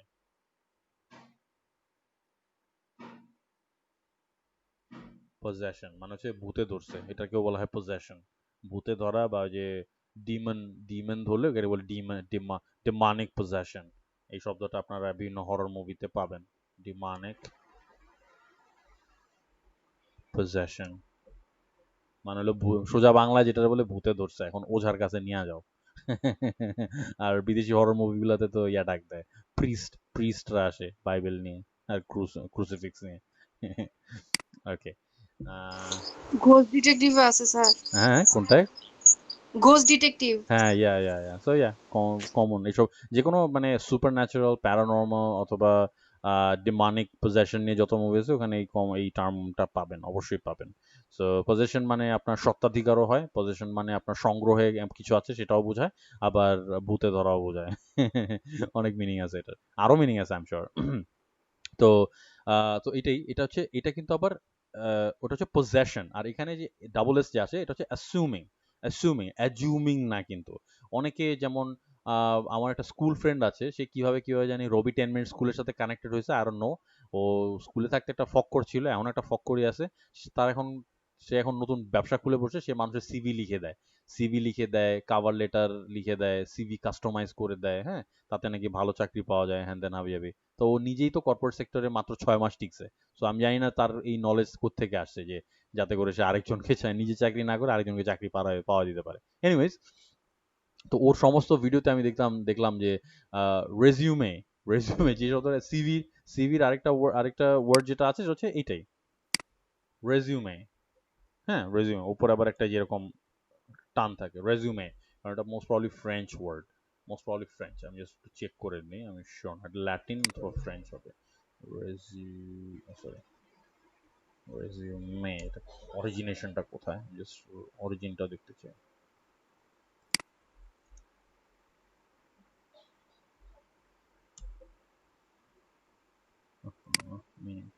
ওকে, আপনারা এটা যদি দেখবেন, যখন এখন এখন গুগল অনেক অ্যাডভান্সড, তো অ্যাডভান্সড বলতে যখনই ধরেন একটা ওয়ার্ড আপনারা সার্চ করবেন বা মিনিং সার্চ করবেন, এখানে পাশে একটা ভলিউম বাটন থাকে, এটা ক্লিক করে আপনারা কিন্তু অ্যাকচুয়াল প্রোনাউন্সিয়েশনটা শুনতে পারেন। যদি আমি এটা ক্লিক করি, Resume. ওকে, রেজিউম, তো এখানে রেজিউম বলতেছে। হ্যাঁ, বাট রেজিউম বলতেছে হচ্ছে ইংলিশে। যখন ফ্রেঞ্চ পিপল অথবা যারা ল্যাটিন শিখে, তারা যখন এটা বলবে তখন আবার তারা বলবে রেজিউমে, কারণ এটা French, that is the French way of pronouncing this thing. আচ্ছা, তো আমি জানতে চাচ্ছি, হ্যাঁ এই যেটা বললাম, এই যে অরিজিন হচ্ছে ফ্রেঞ্চ, কারণ এই ধরনের উচ্চারণ সাধারণত ফ্রেঞ্চ ল্যাঙ্গুয়েজ থেকে আসে। ইংলিশ ল্যাঙ্গুয়েজে বা লিটারেচারে এবং ইংলিশ ভোকাবুলারিতে প্রচুর ওয়ার্ড আছে যেগুলো ফ্রেঞ্চ এবং ল্যাটিন থেকে আসছে, এবং ওগুলা ইজিলি আইডেন্টিফাই করা যায় এই যে এই দাগগুলা থেকে। যেমন এই যে এই ইয়ের উপর একটা দাগ আছে, আপনারা দেখেন ইয়ের, এখানে আবার ইয়ের উপর একটা দাগ আছে, এটা থেকে বোঝা যায় যে এটা সাধারণত ফ্রেঞ্চ অথবা ল্যাটিন থেকে আসছে। তো যেখানে দেখেন তাই লেখা আছে অরিজিন হচ্ছে ফ্রেঞ্চ, আসল ওয়ার্ডটা ছিল রেজিউমার বা রেজিউমে, এটাকেই ওরা রেজিউমেই বলতো, এই আরটা উচ্চারণ করতো না, এটাকে ওরা বলতো রেজিউমেই। তো ওখান থেকে আসছে এখন রেজিউম, ওকে। আর ফ্রেঞ্চ আসে হচ্ছে ল্যাটিন থেকে। ল্যাটিন হচ্ছে সবচেয়ে প্রাচীন, অনেক প্রাক্তন ভাষা, মানে আধুনিক ভাষাগুলোর মধ্যে সবচেয়ে প্রাচীন যেটাকে ধরা হয়। তো ওল্ড ফ্রেঞ্চটা আসছে হচ্ছে ল্যাটিন থেকে। সো বেসিকলি যেগুলাকে ফ্রেঞ্চ ভাষা ধরা হয় বা ফ্রেঞ্চ ল্যাঙ্গুয়েজে যে ওয়ার্ড ধরা হয়, এগুলো সবই কোনো না কোনো সময় ল্যাটিন ল্যাঙ্গুয়েজের সাথে বা ল্যাটিন ভোকাবুলারির সাথে সংযুক্ত ছিল। ওখান থেকে এখন তো ল্যাটিন থেকে আসে ফ্রেঞ্চ, ফ্রেঞ্চ থেকে আসে ইংরেজিতে। ওকে, সো এগুলোর উচ্চারণগুলো একটু ডিফারেন্ট হয়। তো এটাকে এখন রেজিউম, হ্যাঁ রেজিউম বা রেজিউমে যেটাই বলেন না কি জন্য। তো এখানে রেজিউম, তো এখানে আমরা রেজিউমই ধরলাম বা রেজিউমেই ধরলাম, যেটাই ধরি না কি জন্য। দ্য গায় মাই স্কুল ফ্রেন্ড, ও যেটা করতে, ফ্রেন্ড অ্যাকচুয়ালি মাই স্কুল মেট আর কি। সো ও বলতেছে রেজুমি, ওর উচ্চারণটা হচ্ছে এরকম রেজুমি। আপনারা রেজুমি লিখতে হলে এভাবে লিখতে হয়, রেজুমি রেজুমি। সো কোথায় রইলো রেজিউম বা কোথায় রইলো রেজুমে আর কোথায় আসলো আপনার রেজুমি? এনিওয়েজ, আহ এগুলো আস্তে আস্তে ওভার দ্য ইয়ার্স আপনারা আস্তে আস্তে পিক আপ করবেন, একটু চোখ কান খোলা রাখতে হয় আর কি। যে জিনিসটা একটু কনফিউশন আছে সেই জিনিসটা আপনারা একটু ক্লিয়ার করে নেবেন, গুগলে সার্চ করে নেবেন, ডিকশনারিতে দেখে নেবেন, এভাবে একটা একটা করে লোকজন দিনে দিনে প্রচুর এভাবে শিখে, এবং শিখতে শিখতে দেখা যায় যে ওভার দ্য ইয়ার্স অনেক ওয়ার্ড, অনেক স্পেলিং, অনেক প্রোনাউন্সিয়েশন, এই জিনিসগুলো কারেক্ট হয়ে যায় এবং অ্যাকুমুলেশন হয়ে যায়। আচ্ছা, so questions that probe assumptions. So what are you assuming? Assumption, যখন অ্যাজাম্পশন বলতেছি তখন এটা অ্যাজাম্পশন হচ্ছে, আর যখন আমি বলতেছি যে হোয়াট আর ইউ অ্যাসিউমিং, তখন অ্যাজিউমিং আমি আর বলবো না, হোয়াট আর ইউ অ্যাসিউমিং। আর আমেরিকাতে এবং লন্ডনে এবং বিভিন্ন স্টেট ভেদে কিছু কিছু জায়গায় অ্যাজিউম বলা হয়, কিছু জায়গায় অ্যাসিউম বলা হয়। এটা depends from state to state, ওটা অ্যাকসেন্টের উপরে ডিপেন্ড করে, বাট জেনে রাখেন যে দুইটাই কারেক্ট, অ্যাজিউম এবং অ্যাসিউম দুইটাই কারেক্ট। আচ্ছা, so is that always the case? What do you think the assumption holds here? কোন জিনিসটা এখানে assumption hold করে? Why would someone make that assumption? Okay, or assumption যেটাই বলেন না কি জন্য। So কেন এই জিনিসটা একজন ধারণা করে নেবে? What could we assume instead? আমরা এটা কিভাবে ধারণা করে নিতে পারি, বা আমরা কোনটা ধারণা করতে পারি এটার বদলে? Okay, আচ্ছা, দেন হচ্ছে questions that probe reasons and evidence. এটা হচ্ছে যে এক্সাম্পল চাওয়ার জন্য, যে what would be an example, how do you know, why do you think this is true but that is true, do you have any evidence for that, what difference does that make, একদম common question এগুলা। ওকে, so এগুলো আপনারা পড়লেই বুঝতে পারবেন। So এই ছিল questioning. তো এখানে লাস্টের শেষের আর কি 1 2 3 4 5টা স্লাইডে অনেকগুলো কোয়েশ্চেনের স্যাম্পল আছে। এই কোয়েশ্চেনগুলো আপনারা একটু দেখবেন, এবং শুধু দেখবেন না, আপনারা যখন কোয়েশ্চেনিং করেন, একজন আরেকজনের যখন প্রশ্ন করেন অথবা যখন লিখেন চ্যাটিংয়ে, যখন আপনারা কোয়েশ্চেনগুলো লিখেন, হ্যাঁ, চ্যাটিং করার সময় বা ভার্চুয়াল কনভারসেশন করার সময়, ওখানে আপনারা এই কোয়েশ্চেনগুলো ইনকর্পোরেট করার চেষ্টা করুন। তখন দেখবেন যে নর্মালি ওগুলো আপনার অটোমেটিক্যালি চলে আসতেছে কোয়েশ্চেন করার সময়। What do you mean by that? What do you say that? Why do you say that? Okay. What do you mean by this? Okay. What the heck is this? What is this? What is true? Or what is the truth? I don't know what's the truth anymore. হ্যাঁ, এই ধরনের question, এই কোয়েশ্চেনগুলো আপনারা এগুলো দেখবেন বলতে বলতে এগুলা চলে আসবে। It's all about practicing. আপনি জাস্ট দেখে রেখে দিলে কিন্তু এটা ভুলেও আসবে না। সো অনেকে বলে যে আমি আমার বলাটা কিভাবে ফ্লুয়েন্ট করতে পারি বা লেখাটা কিভাবে ফ্লুয়েন্ট করতে পারি, সেটার জন্য একটা নাম্বার ওয়ান টেকনিক যেটা, সেটা হচ্ছে ইমিটেশন মেথড, যেটা আমার জন্য অনেক কাজে আসে। ইমিটেশন মেথডটার ব্যাপারে আমি আপনাদের পরে একটা সময় বলবো, যদি আপনারা, আর যদি আমার মনে না থাকে আমাকে একটু কাইন্ডলি কেউ একজন মনে করায় দিন, আমি আপনাদেরকে এই টেকনিকটা বলে দিব যে কিভাবে আপনারা এই জিনিসটা এক্সারসাইজ করলে, বা কিছু সার্টেন ড্রিলস আছে যেগুলো আপনারা যদি অ্যাপ্লাই করেন, যেগুলো আপনারা যদি ইউজ করতে পারেন, তাহলে দেখবেন যে আপনাদের স্পিকিং এবং রাইটিং, বা আপনাদের কমিউনিকেশন, এটা রাইটিং এবং স্পোকেন, এই দুইটাই, রিটেন এবং স্পোকেন দুইটাই অনেক ফ্লুয়েন্ট হয়ে যাবে আগের চেয়ে। বাট প্র্যাকটিস করতে হবে, প্র্যাকটিসের কোনো অল্টারনেটিভ নাই। আচ্ছা, এনিওয়ে, সো এই ছিল কোয়েশ্চেনিং। সো কোয়েশ্চেনিং এর ব্যাপারে কারো কি কোনো কোয়েশ্চেন আছে? কারো কোনো কনফিউশন বা কোনো ইয়ে, আরো কোনো আহ, আরো কোনো কোয়েশ্চেন্স বা আরো কোনো কোয়ারিজ বা any further elaboration that you need,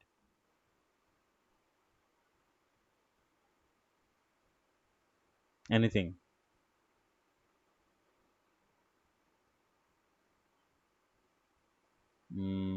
ও আচ্ছা, কি আমাদের এখানে বিষয় নিশ্চয় আছে, গত মেসেজ টেক্সট পাবেন, ইংলিশের উপর প্র্যাকটিস করেছি, ক্লাস শেষ সময় করে টেক্সটটা একটু চেক করে দিন ভাই। আচ্ছা ঠিক আছে, আমি চেক করব। ইংলিশের উপরে প্র্যাকটিস মানে কোন প্র্যাকটিস আমি বুঝতে পারি নাই, মানে what is the text regarding, মানে টেক্সটটা কিসের উপর বেস করে? আচ্ছা ঠিক আছে, আমি পরে চেক করে নিব, অসুবিধা নেই। আচ্ছা, তো এতক্ষণ যা যা আলোচনা করলাম এই জিনিসগুলো কি বোঝা গেছে? মানে আপনারা কি বুঝতে পারলেন আমি যা বললাম এতক্ষণ?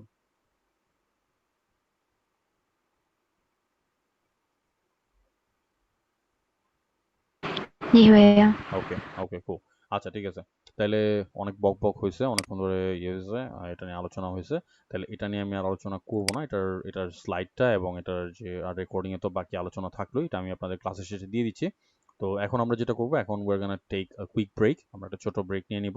ব্রেকের পরে আপনারা সবাই একটু প্রিপেয়ার থাকেন। আপনাদের মধ্য থেকে আমি কয়েকজনকে হ্যান্ড পিক করব and they will have to communicate with me. I'll be the buyer and you'll be the seller. So আমরা এরকম বায়ারের সাথে কিভাবে কোয়েশ্চেনিং করবেন এবং বায়ার কি ধরনের কোয়েশ্চেন আপনাদের করতে পারে বা বায়ার কিভাবে কথা বলতে পারে এবং কোন পার্সোনালিটির বায়ার কি ধরনের হয়, এরকম কয়েকটা পার্সোনালিটির ডেমো আমি আপনাদেরকে দিব, তাহলে আপনাদের একটা মোটামুটি আইডিয়া হবে এই ব্যাপারে। ওকে, সো এটা হবে, এই ড্রিলটা হবে ব্রেকের পরে। সো এখন বাজে 3:34। Let's okay, hello everyone. So সবাই রেডি তো কনভারসেশনের জন্য? আচ্ছা, অনেকে এখনো আসে নাই। Sadia Shumona has left the meeting. আচ্ছা, আহ, আচ্ছা, আচ্ছা, এনিওয়েজ, আচ্ছা আমরা স্টার্ট করে দিই। ওকে, আচ্ছা, before I do that, let me just get a couple of things in order. Okay, just কয়েকটা জিনিস একটু গুছায় নিতে দেন। Just give me a second.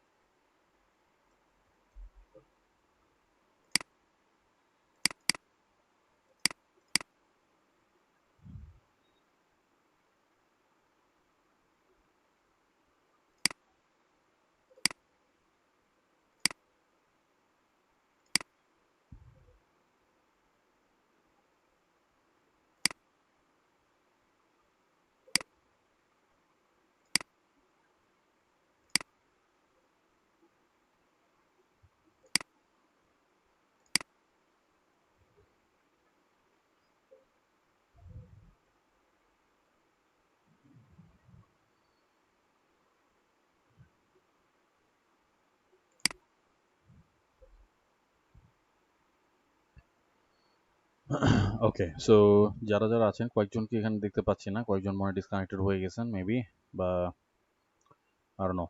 আচ্ছা, anyways, তো যারা যারা আছেন, are you guys getting my voice loud and clear? মানে is the sound clear on your part? আপনাদের কি শুনতে কোনো সমস্যা হচ্ছে বা কথা বলতে কোনো সমস্যা হচ্ছে? না ভাইয়া। ওকে, ওকে, cool. আচ্ছা, সো প্রথম যে কনভারসেশনটা হবে, আহ, প্রথম কনভারসেশনটা হবে it's through chat, it's gonna be through chat. Okay, so এরকম এই যে এখানে এখানে এই যে এই চ্যাট বক্সে এখানে উইল বি টকিং। এখানে আমরা যখন কথা বলবো, এখানে আমরা যখন এখানে চ্যাটিং করবো, এখানে মাঝখানে প্লিজ কেউ কোনো মেসেজ পাঠাবেন না, তাহলে কনভারসেশনের ফ্লোটা নষ্ট হয়ে যাবে। এখানে যে গুগল মিটের যে চ্যাট বক্সটা আছে, এটাই আমরা ইউজ করবো। সো প্রথম যিনি আসবেন, প্রথম কাকে সিলেক্ট করা যায়, এক সেকেন্ড দেখি এখানে কে কে আছেন।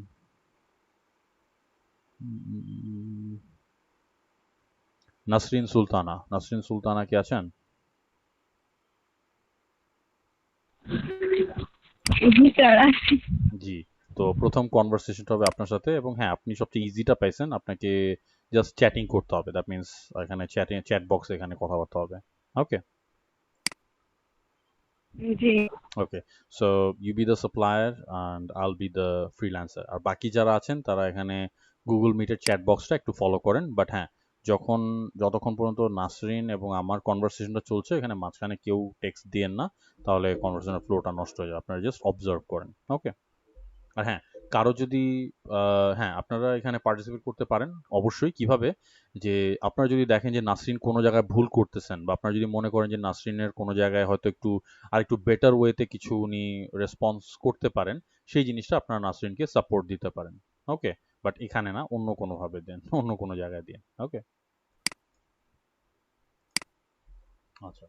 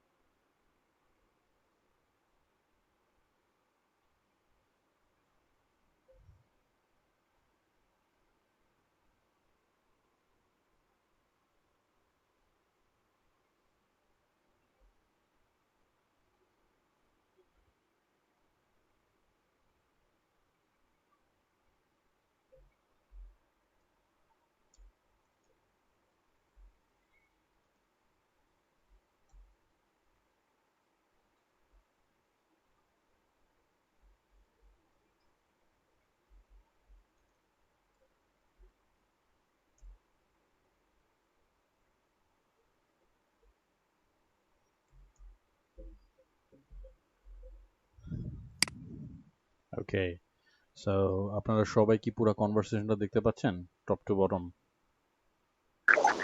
জি Yes, ভাইয়া। ভাইয়া। আচ্ছা, এখন আমাকে জি বলেন, ভাইয়া। আচ্ছা এখন আমাকে বলেন যে what do you guys think about this? কি হচ্ছে এখানে? মানে আপনারা কি বুঝতে পারলেন এটা থেকে? কি হোয়াট হ্যাপেন্ড? হোয়াট বেসিক্যালি ভাইয়া হ্যাপেন্ড হিয়ার? ইয়াটা হুম।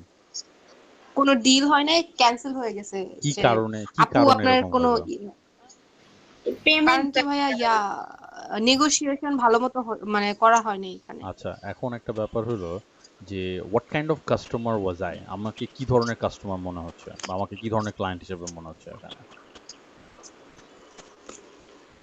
আহ, আপনি ইজি গোয়িং ছিলেন, কিন্তু আমার কনভারসেশনটা আসলে ওইভাবে হয়নি, আচ্ছা, আচ্ছা। প্রপারলি হয়নি, এই জন্যই আ- এটা আচ্ছা, আগায়নি। আচ্ছা, আচ্ছা, আচ্ছা, আচ্ছা। So, so my my type was kind of like a problem solver. আমরা নেগোসিয়েশনে ওখানে কয়েক 5টা প্রোফাইল দিছিলাম না?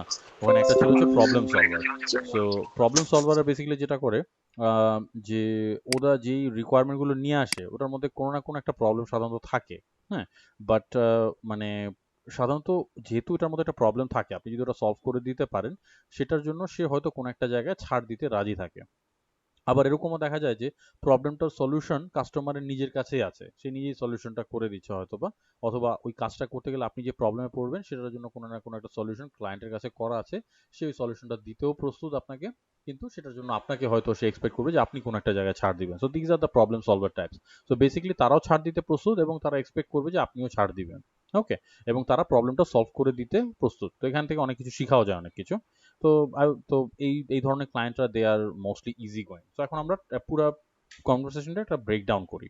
সো ব্রেকডাউনটা এখানে প্রথমে আমি বললাম যে hello Nasrin, so she said I am Mamul Hasan. চলবে, চলবে, দ্যাটস ফাইন।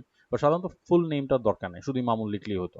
ওকে, আচ্ছা, how's the day treating you মানে হচ্ছে যে হাউ আর ইউ ডুইং, বা হাউজ ইউর ডে বিন, মানে তোমার দিনটা কেমন গেল বা দিনটা কিরকম যাচ্ছে, সেটাকে এভাবে জিজ্ঞেস করে, অনেক সময় জিজ্ঞেস করে যে how is the day treating you, দিন কেমন যাচ্ছে, দিনকাল কেমন যাচ্ছে। Not bad, okay, okay, cool. আমি এখানে প্রথম একটা হিন্ট দিয়েছি যেটা নাসরিন মেনটেন করতে পারেন নাই। আমি এটা কিন্তু বলতেছি না যে ভুল হয়েছে, এটা হয়তো এই জিনিসটা উনি মেনটেন করতে পারেন না। আপনাদের সবার জন্য এই জিনিসটা বলতেছি যে এরকম পয়েন্টারগুলো বা এরকম হিন্টগুলোর দিকে আপনারা কিন্তু সবসময় খেয়াল রাখবেন যে আপনাদের কমিউনিকেশন স্টাইলটা কিরকম হওয়া উচিত। এখানে ক্লায়েন্ট কি বলছে, okay cool, look I am short on time, so I want to get this over in a jiffy. মানে হচ্ছে কি, জিফি মানে হচ্ছে তাড়া, তাড়া মানে হচ্ছে কি আমার হাতে সময় বেশি নাই, look I am short on time, so I want to get this over with in a jiffy. আমি খুব তাড়াতাড়ি এটা শেষ করতে চাই, মানে তাড়াতাড়ি শেষ করতে চাই মানে কি, কনভারসেশনটা তাড়াতাড়ি শেষ করতে চাই। তো সেই ক্ষেত্রে তার মানে কি, আপনাকে কিন্তু তখন ফাস্ট পেস একটা কনভারসেশন চালা যেতে হবে। তার মানে হচ্ছে আপনি কিন্তু একটা রিপ্লাই দেওয়ার জন্য খুব বেশি সময় তখন পাবেন না। তো কারণ কি যে ক্লায়েন্ট প্রথমে একটা প্রতিবন্ধকতা দিয়েছে আপনাকে, যে ক্লায়েন্টের হাতে সময় কম, তো তাড়াতাড়ি কনভারসেশনটা শেষ, মানে ছোট করে কনভারসেশনটা শেষ করতে চায়। আচ্ছা, তো আমি বললাম কি, I'm launching my own educational consultancy, the education consultancy next month. It will be called Bushido. Bushido মানে হচ্ছে সামুরাইরা যে ডিসিপ্লিনে শিক্ষা লাভ করে সেটাকে বুশিডো বলা হয়। But anyways it will be called Bushido. আচ্ছা, তো নাসরিন বললেন that's good, that's good. Nasrin এই কাজটা ভালো করেছেন যে এখানে একটা ফিলার দিলেন উনি, এটাকে বলা হয় ফিলার। এটার কোনো মানে basically it doesn't have to have any meaning, but এটা মানে হচ্ছে যে শি ইজ লিসেনিং। তো এখানে আপনি এটা বলতে পারেন ওকে, অলরাইট, ওকে, দ্যাটস গুড, হ্যাঁ, কুল, হ্যাঁ। যেমন একটু বড় দিকে আমি একটু বড় ফিল দিয়েছি, ওকে কুল, ওকে কুল, হ্যাঁ, মানে হচ্ছে যে আমি শুনতেছি, I am an active listener. Okay, so cool. So I need a visiting card design. I already have my logo, which I will mail to you. আমি তোমাকে আমার লোগোটা পাঠিয়ে দিব। নাসরিন বললেন ওকে। You'll also get my details, addresses, and other information you require. তার মানে সবকিছু মোটামুটি ক্লায়েন্টের কাছে কিন্তু গুছানোই আছে। হ্যাঁ, how fast can you deliver it, and also let me know your rates. আচ্ছা, এই জায়গাটায় নাসরিন যেটা করছেন, নাসরিন অনেক সময় নিয়ে নিয়েছেন এই ইয়েটা দিতে। এখানে প্রায় 2 মিনিটের, এখানে আমি 4টা 8-এ এটা পোস্ট করছি, দেন 4টা 9-11, নাসরিন এটা 3 মিনিট পরে রিপ্লাই দিয়েছেন। সো এই যেটুকু লেখার জন্য আই উইড সে যে 3 মিনিট অনেক বেশি সময় লেগে গেছে। আমি হয়তো আমি আজকের এই সিনারিওতে আমি প্রেজুম করতেছি যে উনি হয়তো আপনাদের সাথে কনসাল্ট করছেন, এই জন্য সময় লেগে গেছে। বাট রিয়েল লাইফ সিনারিওতে বা প্র্যাকটিক্যাল কেস সিনারিওতে আই উইড সে যে দিস ইজ টু লং। এই ধরনের ক্লায়েন্টের সাথে আপনি এত সময় নিতে পারবেন না। ওকে, সো এই জন্য ওইটাই বোঝানোর জন্য আমি এখানে ওয়েটিং। ওকে, সো লাস্টের পরে কি লিখলেন, I will deliver your visiting card as soon as possible within 2 days। আচ্ছা, তো এখানে জাস্ট উইদিন 2 days লিখলে হবে, অ্যাজ সুন অ্যাজ পসিবল দরকার নেই। হ্যাঁ, এখানে রিপিটেটিভ হয়ে গেল যে I will deliver your visiting card within 2 days, বা আই উইল না, বা I can, I can deliver your visiting card within 2 days and my rate is $15. Okay, that's fine. Okay, I thought I lost you there. মনে হচ্ছে তুমি গেছো গা। Anyways, আচ্ছা এখানে আবার নাসরিন আবার কোশ্চেন করেছে which color you want, any options। আচ্ছা, সো উনি এখানে অপশন বার একটু রিটারেট করতে চান, দ্যাটস ফাইন। তো আমি বললাম যে the design is going to be very simple, ডিজাইনটা খুব সাধারণ হবে। হ্যাঁ, জাস্ট দ্য লোগো, শুধু লোগোটা যাবে, ব্যাকগ্রাউন্ড সাদা থাকবে আর কালো টেক্সট থাকবে। Could you do this for $10? যেহেতু খুব সিম্পল, হ্যাঁ যেহেতু সিম্পল তার মানে হচ্ছে কি ক্লায়েন্টের কাছে সবই আছে, ক্লায়েন্ট শুধুমাত্র হাই রেজলিউশন ফাইলটা দরকার, বা ক্লায়েন্ট হয়তো বা ফটোশপ বা ওই ডাইমেনশন, ফটোশপে যে ডাইমেনশনের মাধ্যমে পড়ে বা ইলাস্ট্রেটরে ওই কাজগুলো পারে না, এই জন্য আপনার কাছে আসছে। সেখানে বললাম কি যে could you do this for $10, এবং এটা বানাইতে কিন্তু খুব বেশি সময় লাগার কথা না। সো অ্যান্ড আমি সঙ্গে এটাও বললাম, ক্লায়েন্ট যেটা বলছে আর কি, যে I think 15 is too steep for such a simple one. আমার মনে হয় যে এটা প্রাইসটা একটু বেশি হয়, টু স্টিপ মানে হচ্ছে প্রাইস বেশি হয়ে যাওয়া, দামি হয়ে যাওয়া, এটা মানে বেশি দামি হয়ে গেল একটা সিম্পল ডিজাইনের জন্য। Then again I was waiting for the reply. So Nasrin আমাকে যেটা বললেন, you know the simple is most difficult way. I don't know what that means. So I cannot. তো উনি একেবারে আমি এতক্ষণ যে ফ্রেন্ডলি কনভারসেশনটা করতেছিলাম ওনার সাথে, উনি আমাকে একটা একদম চাচাচোলা একটা অ্যান্সার দিলেন যে সিম্পল জিনিসটাই অনেক সময় কঠিন হয়, আমি পারবো না, আমি পারুম না। সো আমি যেটা বললাম যে আই সি, আমি তাকে আরেকটা চান্স দিলাম, I see, but the truth is that my budget is $10 for this, so I don't think I can go over that. আমার বাজেট মাত্র $10 ধরা আছে, আমি এর বাইরে যেতে পারবো না। তো নাসরিন বলেন, ও আই সি। সো আমি তারপর আবার জিজ্ঞেস করলাম, is this going to B your final offer? She's like, yeah. And I was like, okay, all right then. So it seems like we won't be making a deal after all. So তারপর দেখলাম যে নাসরিনের কোনো reply নেই। I was waiting যে উনি হয়তো আমাকে একটা সেন্ড অফ দিবেন যে anyway, yeah, I think so as well. So it was nice talking to you. Take care, এইটুকু বলে উনি কিন্তু আগে শুরু না, বাট উনি কোনো রিপ্লাই দিচ্ছিলেন না। So that is why I had to end the conversation, কারণ আমি শুরুতেই বলছি যে আমার হাতে কিন্তু সময় বেশি নাই। Okay, so okay, I gotta go, nice talking to you, bye. এই ছিল কনভারসেশনের ব্যাপার। তো এখানে কয়টা অপরচুনিটি ছিল ডিলটা ফাইনালাইজ করার? এখানে কি আমার অপরচুনিটি মনে ছিল হয় ভাইয়া কিনা? একটা হ্যাঁ, ছিল। একটা অপরচুনিটি ছিল, একটা না দুটো অপরচুনিটি ছিল এখানে ডিলটা মেক করার। দুইটা ভাবে করা যেত। একটা হচ্ছে যে উনি যেটা করতে পারতেন, উনি এটার রেটটা ভালো করে উনি এক্সপ্লেইন করতে পারতেন যে না, এটার জন্য যেটা করতে হবে, এটার জন্য সময় লাগবে, আমার হাতে আরো কাজ আছে, বা এই সিম্পল ডিজাইনগুলোর জন্য অনেক সময় দেখা যায় যে একদম সাদার উপরে কালো বসাতে গেলে এখানে খুব ক্লিন একটা কম্পোজিশন এবং এখানে ফন্ট নিয়ে খেলা করতে হয়, এখানে হয়তো বা প্রিমিয়াম একটা ফন্টও ইউজ করা লাগতে পারে, সেটা করে কিন্তু উনি ওনার $15টাকে জাস্টিফাই করতে পারতেন। এটা একটা করা যেত। অথবা উনি আরেকটা ওয়েতে কাজটা করতে পারেন, সেটা হচ্ছে যে যদি দেখেন যে না এটা খুব সিম্পল, আচ্ছা ঠিক আছে, ও যেহেতু সিম্পল ডিজাইন চাইছে আমি সিম্পল ডিজাইনই তৈরি করে দিব, এটার জন্য $10 ইজ গুড এনাফ। তো উনি ওটা $10 মেনে নিয়ে ওইভাবে তুমি কিন্তু অর্ডারটা কনফার্ম করে ফেলতে পারতেন। ওকে, সো দুইটা রাস্তায় কিন্তু খোলা ছিল। ওকে, সো এখন আপনাদের কি মনে হচ্ছে এই ব্যাপারে? কনভারসেশন করা যাবে? জি ভাইয়া। আচ্ছা, ওকে ওকে, সো এটা গেল। So Nasrin, thank you very much for your participation, that was good. So I hope আপনি বুঝতে পারছেন যে কিভাবে আরেকটু বেটার করা সম্ভব বা কোন জায়গাগুলো আরেকটু ফিক্স করা সম্ভব। বাট ইয়া, আর একটা জিনিস একটু কন্টিনিউটি মেনটেন করবেন। এটা ক্লায়েন্টের টাইম শিডিউলটা আপনাকে বুঝতে হবে যে ক্লায়েন্টের হাতে সময় আছে কি নাই। ক্লায়েন্টের কথা থেকে কিন্তু বোঝা যায় যে ক্লায়েন্টের হাতে কিছু সময় আছে কি নাই। যেমন এখানে কিন্তু শুরুতে আমি আপনাকে আটকে দিয়েছি একটা দিক দিয়ে যে আমার হাতে বেশি সময় নাই, তাড়াতাড়ি করতে হবে। হ্যাঁ, তাড়া দিয়ে দিয়েছি কিন্তু। সো এই এই হিন্টগুলো একটু খেয়াল করবেন, সবার জন্যই বলতেছে। Okay, so Nasrin, thank you very much, that was really nice. Now will move on to the next conversation. Okay, আচ্ছা, নেক্সট কনভারসেশনটা হবে অডিও কলের মাধ্যমে। তার মানে হচ্ছে আপনারা যে কেউ একজন মাইক্রোফোন অন করবেন এবং কথা বলবেন। সো আমি আপনাদেরকে হয়তো স্ক্রিনে কিছু জিনিস দেখাবো, স্ক্রিনে ওটা দেখায় আমি এক্সপ্লেইন করব, এবং আপনাদের সেটা জবাব দিতে হবে বা সেটা সেই অনুযায়ী আমার সাথে নেগোশিয়েট করা লাগবে বা কমিউনিকেট করা লাগবে। ওকে, সো কে আসতে চাচ্ছেন? আমি প্রথমে আপনাদেরকে সুযোগ দিচ্ছি যে এনিওয়ান যার সাহস আছে বা আহ, কিসমে কিতনা হ্যাঁ দম, কে কে আসতে চাচ্ছেন? ভাইয়া আমি আসতে চাচ্ছি।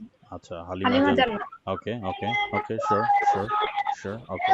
আচ্ছা, সো অলরাইট, সো বাকিরা, হালিমা বাদে বাকিরা সবাই মাইক্রোফোনগুলো মিউট করে রাখবেন। আর হালিমা, আপনি যখন আপনার কথা বলার দরকার আপনি মাইকটা অন করতে পারেন, অথবা আপনি পুরো সময়টাই মাইক অন করে রাখতে পারেন, that's fine.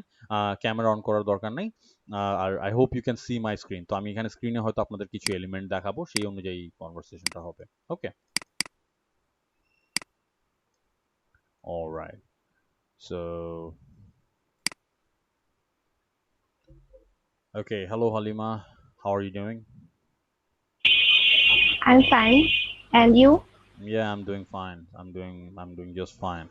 So yeah, thank you very much. I actually did call in you for this short meeting because I wanted to get some of the things cleared up before you go on with the project or before you start the project.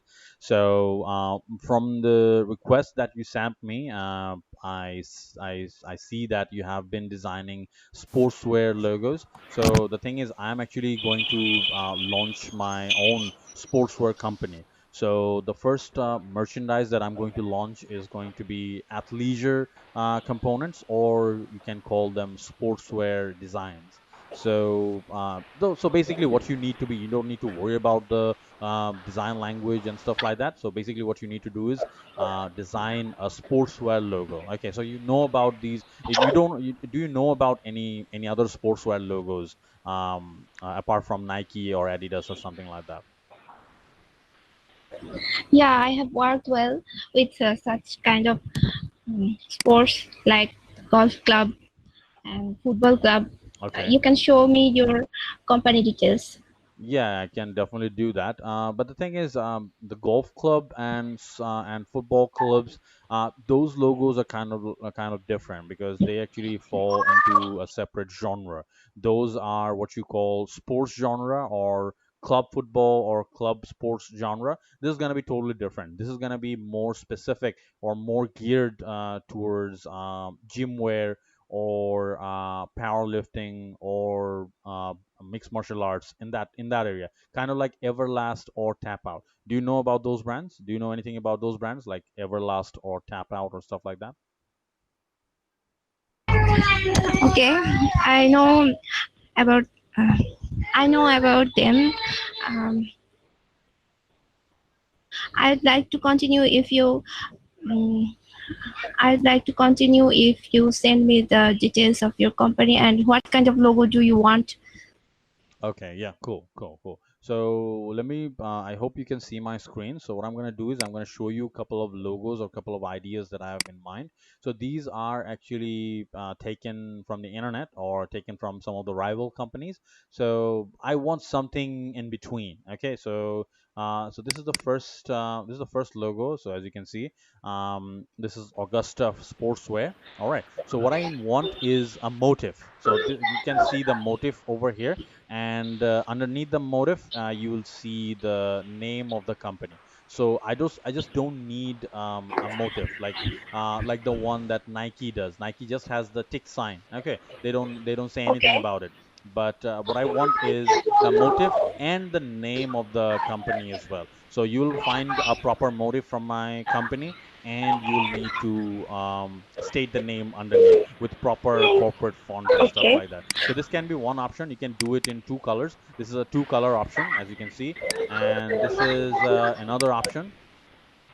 So this is the black and white version of that. So you can do something like that as well. Like if you want to apply just one color for the whole logo, including the font and the motif, you can do that as well. So I give you full freedom regarding that, and you can have your own creative direction regarding this. And there's one another option that I wanted you to see. This is actually that what caught my eye. So this is the PNG file, as you can see. So the logo is kind of like grayish or dark gray, and you have this new skin written in orange font.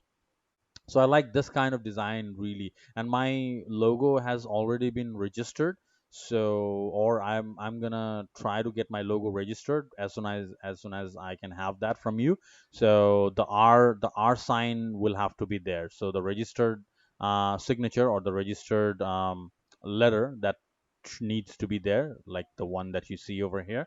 So yeah, so this is the motif. This is the motif of a chimera. So the chimera is here as the motif in dark gray color, and then you have the name of the company like New Skin Sportswear. So my company will be called Athleisure Sportswear.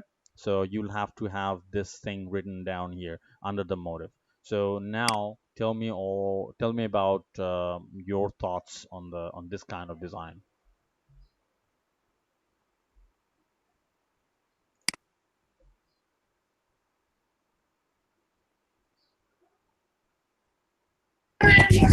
Okay, I've got your points. Okay. Um,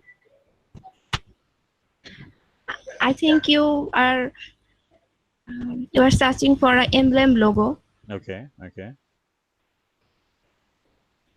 and your color references are only 2 colors. Yeah, maximum 2 colors maximum. Yeah, not too many. I don't want too many colors on my logo. Okay, and you want a registered sign on your logo, Yeah, right? exactly. Yeah, definitely, because I'm gonna get it registered as soon as possible. Okay, I can send you a demo logo for Okay. your um, and um, if you um, find it right, then you can send me.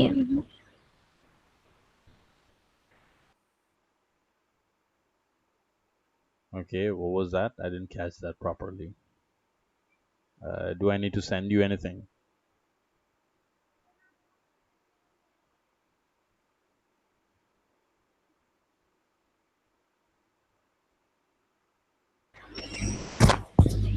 Okay, I have learned about your choices, and I'll give you a demo logo. Okay. If you like it, then we will continue.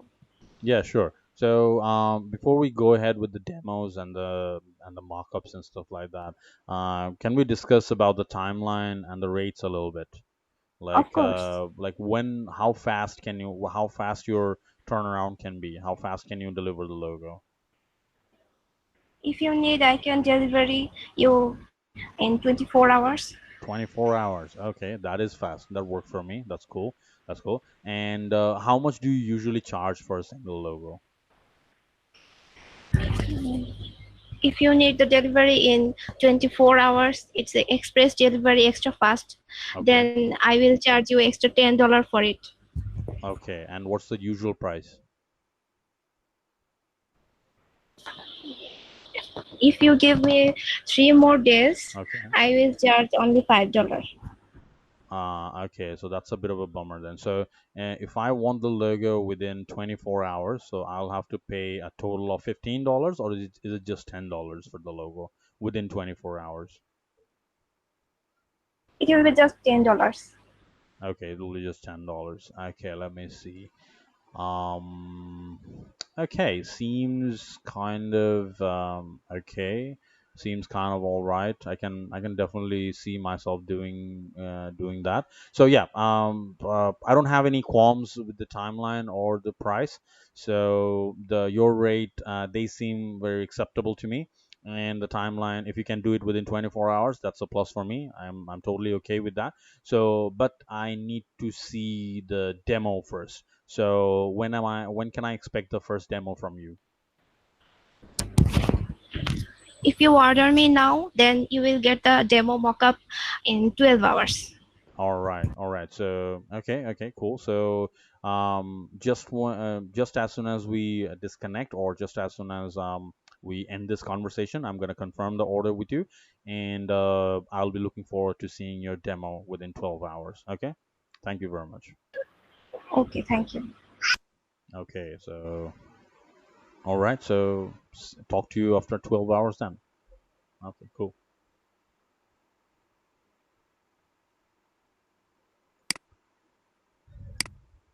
আচ্ছা, so that was the end of the conversation. আচ্ছা, এখন আমাকে হালিমা তো কথা বলছেনই, হালিমা কিছু না বললেও হবে।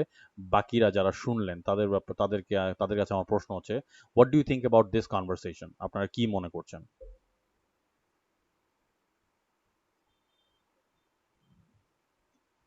আপনাদের কি মনে হলো এই কনভারসেশনের ব্যাপারে? Anyone, anything?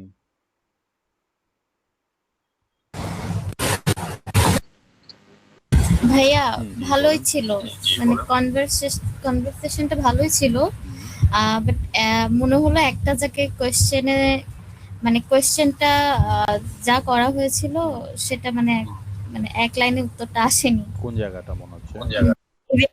রেটের বিষয়টা। রেটের বিষয়টা। হ্যাঁ। ইয়া, ইয়া, ইয়া, ইয়া। ইয়া। এইজন্যই যে আমি আবার জিজ্ঞেস করছি। হ্যাঁ, যে আমি ক্লিয়ার হয়নি, এইজন্য আমি জিজ্ঞেস করছি আবার। That's fine. That's fine. আচ্ছা। Any other observations? আমার মনে হয়েছে যে দুই মানে আপু যেই অপশনগুলি দিয়েছে হুম এখানে আপনাকে আপনার আর নেগোসিয়েশন করতে হয়নি, মানে হুম আপনাকে আটকে দিয়েছে হুম এখানে হুম হুম হুম এরকম। হুম হুম হুম হুম সো ইয়া হালিমার যেটা হচ্ছে যে হালিমা প্রথমেই একটা জিনিস যেটা মানে ধরে ফেলতে পারছেন, এটা ওনার প্লাস পয়েন্ট। সেটা হচ্ছে যে উনি প্রথমে বলছেন যে এটা একটা এমব্লেম টাইপের লোগো, এবং এই ধরনের লোগো এটা করাটা এটা সাধারণত স্পোর্টসওয়্যার কোম্পানির সাথে যায়, দ্যাটস ফাইন, এটা করা সম্ভব হবে, কোনো ইয়ে হবে না, এটার রেট এরকম। এবং আরেকটা জিনিস হচ্ছে যে উনি তাড়াতাড়ি ডেলিভারি দেবেন উইদিন 24 আওয়ার্স।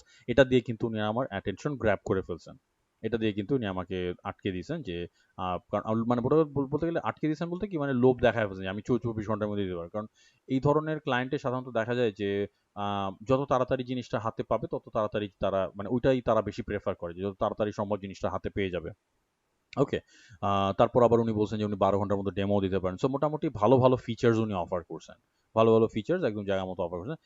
এখন হালিমার কাছে আমার প্রশ্ন হচ্ছে যে ভয় পেয়ে গেছিলেন, নার্ভাস লাগতেছিল?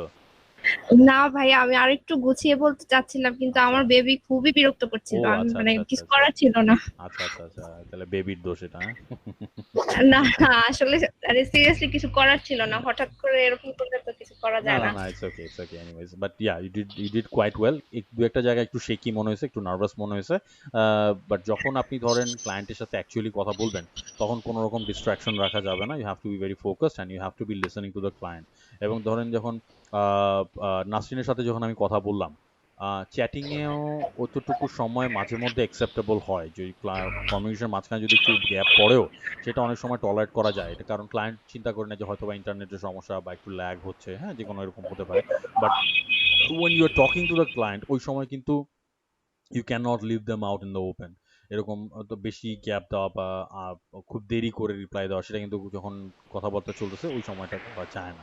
এই জিনিসটা একটু খেয়াল রাখবেন। Other than that I would say যে আম, আপনার নেগোসিয়েশন ভালোই ছিল, এবং আপনি ক্লায়েন্টের যে রিকোয়ারমেন্টটা এটা আপনি রাইট ওয়ে জিনিসটা ধরে ফেলছেন, এবং ওটা দিয়ে আপনি ক্লায়েন্টকে মোটামুটি একটা বক্সের মধ্যে ফেলে দিয়েছেন। So that is good. So though you did a nice job.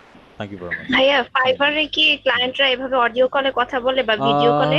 ফাইবারে খুব রেয়ার। এটা সাধারণত হয় হচ্ছে বড় প্রজেক্টের ক্ষেত্রে। যদি ধরেন আপনার প্রজেক্টটা যদি এরকম হয় যে 400 বা 500 ডলারের, সেক্ষেত্রে এটা ক্লায়েন্টের রিকোয়ারমেন্টের উপর ডিপেন্ড করে। যদি খুব বেশি ডিটেল থাকে কাজের মধ্যে বা খুব বেশি কমপ্লিকেশনস থাকে যেটা ক্লায়েন্ট চিন্তা করে যে না আমার এটা কথা বলে বোঝাতে হবে, লিখে এটা বোঝানো সম্ভব না, সেক্ষেত্রে ক্লায়েন্ট হয়তো এরকম অডিও কলের অ্যারেঞ্জমেন্ট করতে পারে।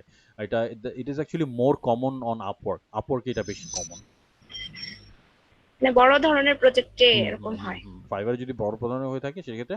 আর আপওয়ার্কে সাধারণত ধরেন $100 উপরে গেলেই সাধারণত দেখা যায় যে এইসব কাজগুলোতে অনেক বেশ কিছু কমপ্লিকেশন থাকে, এবং ওখানকার ক্লায়েন্টরা তখন এই যে অডিও কলে বা ভিডিও কলে কথা বলতে চায়। আপনারা দেখবেন একটা জিনিস, ওই যে ইন্ডিয়ান কিছু ফ্রিল্যান্সিং এর উপর কিছু চ্যানেল আছে ইউটিউবে, আমি খুঁজে পেলে আমি আপনাদেরকে লিঙ্কটা শেয়ার করে দিব না, এখন আমার মনে আসতেছে না। আমি জাস্ট র্যান্ডমলি খুঁজতে খুঁজতে এরকম আমার সামনে পড়ছিল, তখন আমি বুকমার্ক করে রাখিনি, আবার খুঁজে দেখতে হবে।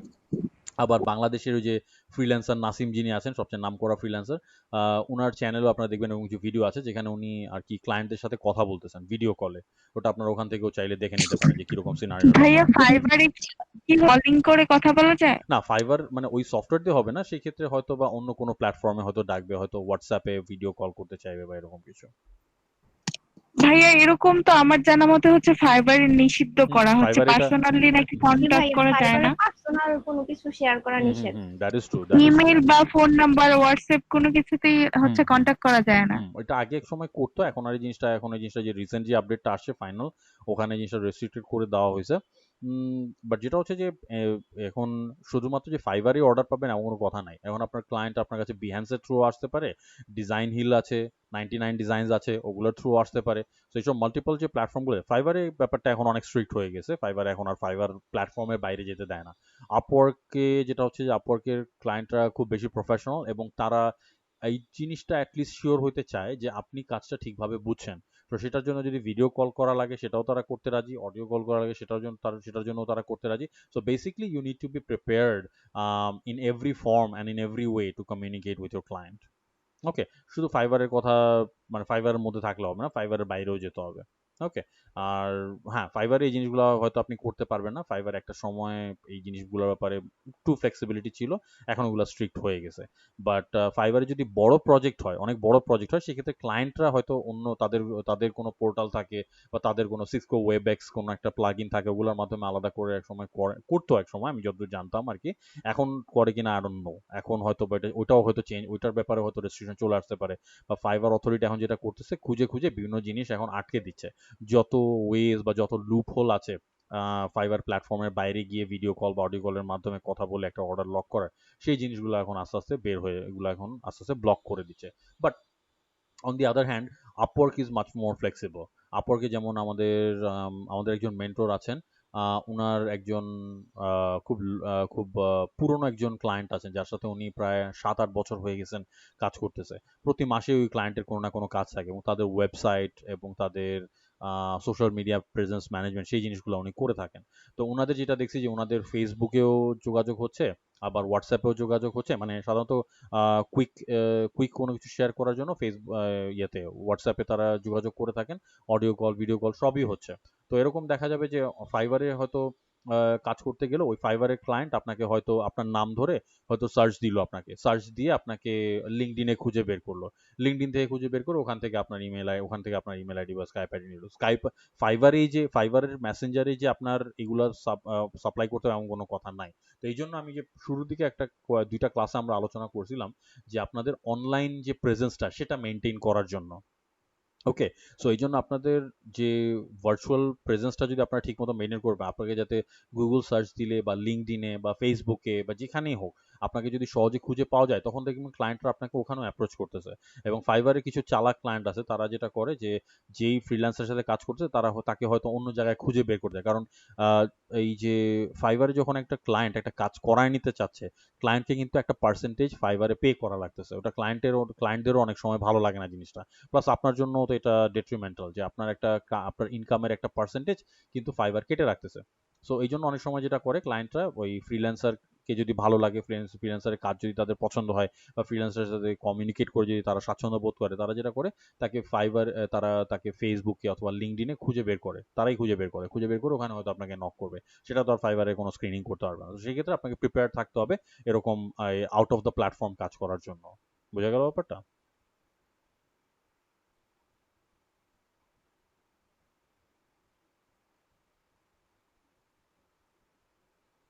Okay, so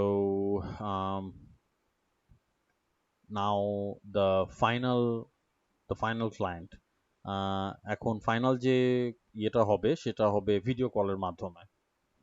সো আমি আপনাদের মধ্যে থেকেই জিজ্ঞেস করব, আপনাদেরকেই সুযোগ দিচ্ছে, আপনাদের মধ্যে কে ভিডিও কলের মাধ্যমে ক্লায়েন্টের সাথে কমিউনিকেট করতে আগ্রহী আছেন, কে আসতে চাচ্ছেন আগে?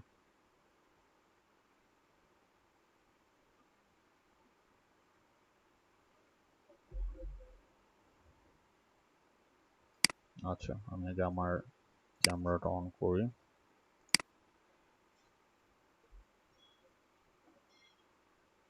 আচ্ছা, where am I? আমি তো আমাকেই দেখতে পাচ্ছি না। ওকে,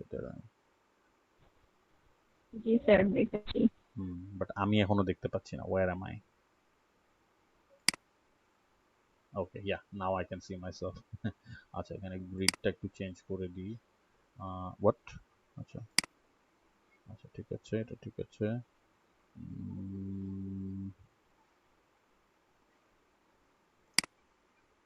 আচ্ছা, এখান থেকে আমি লেআউটটা চেঞ্জ করে দিই। Spotlight, auto.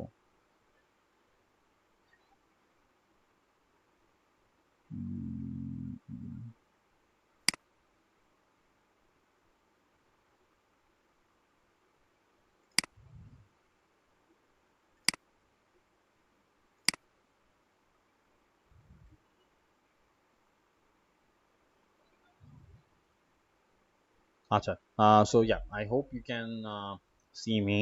সো নাও আপনাদের মধ্যে থেকে আহ, আমি ইনভাইট করছি যে কে অনলাইন ক্লায়েন্টের সাথে কথা বলবেন। Online online client, that means video কলে কে ক্লায়েন্টের সাথে কথা বলতে রেডি আছেন অথবা প্রস্তুত আছেন?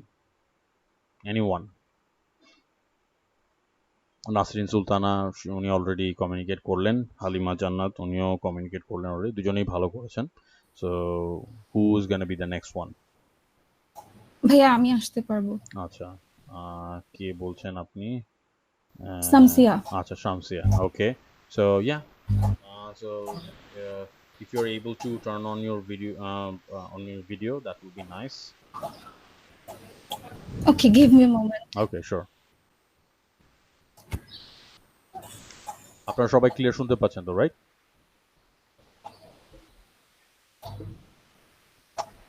Okay, fantastic.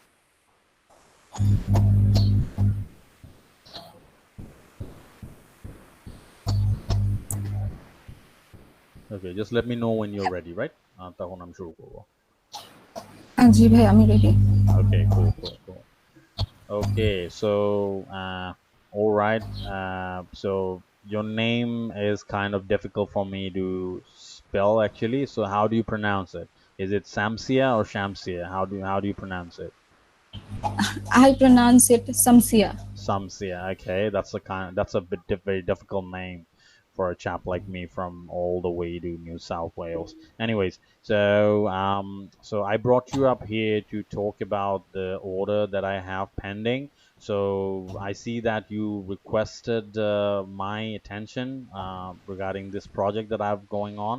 So I have this lumberjack company. Do you know anything about this lumberjack company? It would be better if you give me some idea about that. Okay, cool.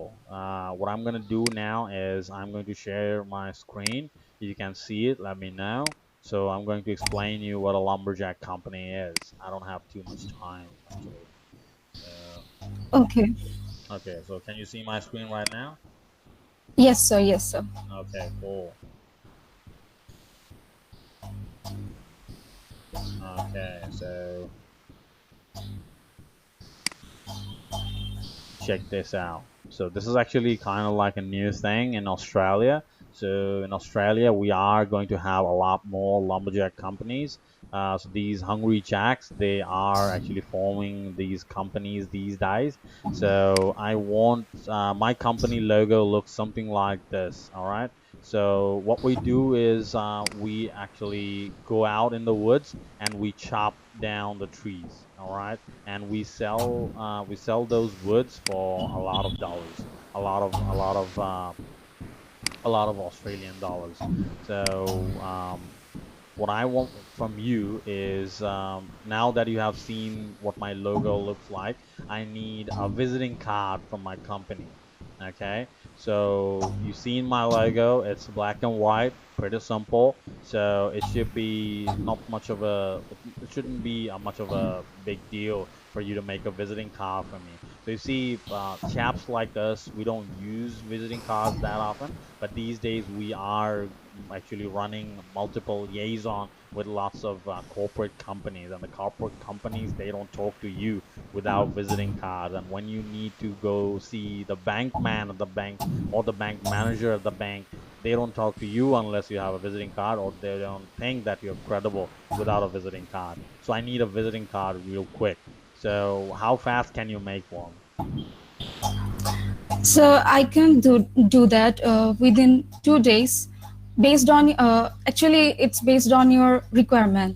What type of card do you want? Is it basic, standard, or premium? Just a basic one we do. We are a couple of Okay. simple chaps, so we don't need anything too state of the art, if you know what I mean. Okay, I got you. But for basic one, I will give you in 24 hours. Okay, 24 hours. That sounds sick. That was good. That sounds good. So Yes, sir. so I can give you like $5 for the design. So that's cool. Yeah, for the basic one, it would be good. Okay, so yeah, that's kind of cheapo. Okay, anyways, yeah. Do you want anything else that should be added on your card, your informations, and Yeah. There are a couple of texts, a couple of names, and a couple of phone numbers, and a couple of email IDs. that are gonna be on the visiting card. I'm gonna text them to you, or I'm gonna write them to you as soon as possible, as soon as we cut this call. So yeah, once I confirm the order, I'm expecting that you'd be delivering all the products within or my visiting card design within 24 hours. Capish? Yes, sir. It will be okay. Okay, cool. So it was nice talking to you, and looking forward to receiving my design within 24 hours. So you are giving me, just to make sure that you are giving me the design for $5 within 24 hours, right? Yes, sir. If Okay. you want, I will show you some demo within 7 to 8 hours. If you confirm that. Yeah, it's just plain old design. I'm not too fussy about these creative details. You know better. So I just want to have a look at the final design. Okay, don't have time to Okay, check all sir. these markups and stuff like that.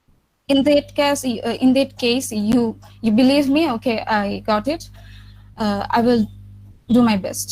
You will be Okay. satisfied. Okay. Cool. Okay. So yeah, it was good. It was good. That was the good. It was really good talking to you, and see you soon. Talk to you soon after 24 hours. Okay. Okay, sir. Okay. Gotta go. Bye. Assalamualaikum. Okay. Cheers. Have a good one.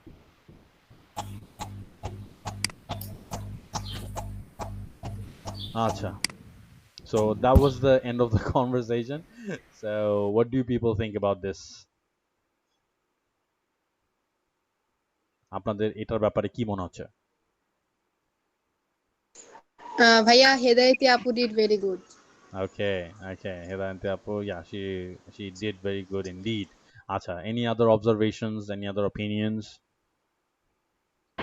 আপু ডিটেলসে সবকিছু জেনে নিয়েছে আর কি। Exactly. Acha. Anything else? Acha. And what type of customer was this? কি ধরনের customer এটা ছিল? কি ধরনের ক্লায়েন্ট ছিল?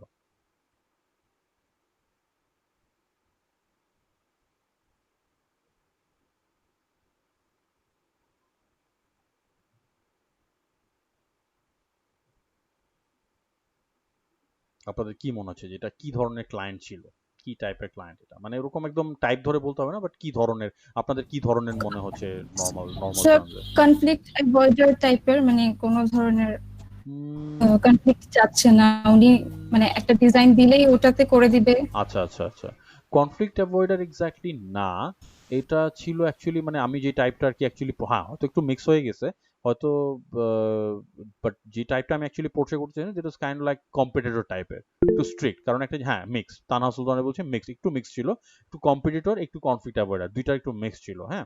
তো দেখেন যে মকআপ টকআপ এত কিছু দেখতে চাচ্ছে না, কিন্তু আবার সে কিন্তু একটা দিক দিয়ে, যেমন যে আপনাকে বলছে যে $5 দিব, এখানে কিন্তু কোনো একদম নড়চড় করতে দেয় নাই, এই জায়গাটা কিন্তু স্ট্রিক্ট ছিল। ওকে, তারপরে যে তাড়াতাড়ি জিনিসটা চাইছে, মোটামুটি একটা একটু চাপের মধ্যেই রাখছে, বলতে গেলে বেশ কিন্তু চাপের মধ্যেই রাখছে। তো এই ধরনের ক্লায়েন্ট, এবং আর যারা, এটা হচ্ছে একটু মিক্স ছিল, যে একটু কনফ্লিক্ট অ্যাভয়েডার এবং একটু কম্পিটিটর, এই জন্য। বাট একদম যদি কম্পিটিটর টাইপের হতো তখন হয়তো আরেকটু বেশি চাপ দিত, হ্যাঁ, তখন আপনি আরেকটু বেশি প্রেশার ফিল করতেন তার কাছ থেকে। ওকে, সো হ্যাঁ, আপনি যেটা বলছেন ঠিক আছে, আর একটু মিক্সও ছিল ওটার সঙ্গে। সো এদের সাথে আরেকটা জিনিস হচ্ছে যে দিস ইজ অ্যান অস্ট্রেলিয়ান গায়, অ্যান্ড অস্ট্রেলিয়ানদের অ্যাকসেন্টটা একটু ঠিক হয়। সো আই এম গ্ল্যাড যে আপনি অ্যাটলিস্ট বুঝতে পারছেন যে আমি কি বলতেছি। ওকে, সো এরকম বিভিন্ন দেশের মানুষের বিভিন্ন, এবং এই লোকটা ছিল একটু লেম্যান টাইপের, অত বেশি বুঝে না। এবং যেগুলো দেখলে না যে লাম্বার জ্যাক্সরা কি করে, লাম্বার জ্যাক্সদের কাজ হচ্ছে এরা সকালবেলায় কুড়াল নিয়ে বের হয়ে যায়, এখনো পর্যন্ত কুড়াল বা ওই যে চেইন করাত যেগুলো আছে ওগুলো নিয়ে, চেইন স নিয়ে বের হয়ে যায়, জঙ্গলে যায়, কাঠ নিয়ে আসে, অথবা লাম্বার লাম্বার মানে হচ্ছে যে লাম্বার থেকে হচ্ছে টিম্বার হয়। লাম্বার মানে হচ্ছে যে গাছের যে গুড়িটা সেটাকে বলা হচ্ছে লাম্বার, আর টিম্বার হচ্ছে ওটাকে স্লাইস করার পরে যে কাঠের যে তক্তাগুলো হয় সেটাকে বলা হয় যে টিম্বার। তো এদের কাজ হচ্ছে জাস্ট কাঠ কেটে ওই গুলোকে ট্রাকে করে শহরে নিয়ে আসে, তারপরে এই টিম্বার যে কোম্পানি আছে ওই টিম্বার কোম্পানিতে রেগুলার র মেটেরিয়াল হিসেবে সাপ্লাই দেয়। ওকে, সো সে কিন্তু আপনাকে খুব ভালো করে এক্সপ্লেন করতে পারেনি, কারণ হচ্ছে এরা লেম্যান, এরা মনে করে যে সবাই লাম্বার জ্যাক কি এটা খুব ভালো করেই বুঝে। Alright, so I would say যে ইন দ্যাট কেস আপনি এক্সাম্পল দেখতে চাইছেন, এটা একটা ভালো কাজ করছেন আপনি, that was commendable, that was very good. Then আপনি কি ধরনের লোগো, এটা ডিটেলসগুলো আপনি জানতে চাইছেন, that was also very good. আর এই ধরনের ক্লায়েন্টকে বেশি না ঘাটানোই উত্তম। তো এই যে $5 বলছে, আপনি $5 সিম্পল একটা লোগো করে দিয়ে আপনিও চিন্তা করেছেন হ্যাঁ সিম্পল একটা লোগো দিলে বা সিম্পল একটা ভিজিটিং কার্ড বানায় দিলেই তো হয়ে যাচ্ছে। হ্যাঁ, সো আপনি $5 অ্যাগ্রি করে এটা আপনি ভালোই কাজ করছেন, তো আপনার দেখেন আপনার $5 ইনকাম হয়ে গেল। ওকে, এই ধরনের ক্লায়েন্টের সাথে বেশি নেগোশিয়েট করতে গেলে এটা আরো তিতা হয়ে যাবে। আর মানে কনভারসেশনটা it's not gonna be very pleasant so to speak. বোঝা গেল ব্যাপারটা? আচ্ছা, এখন আপনারা বলেন যে বাকিদের কি মনে হচ্ছে?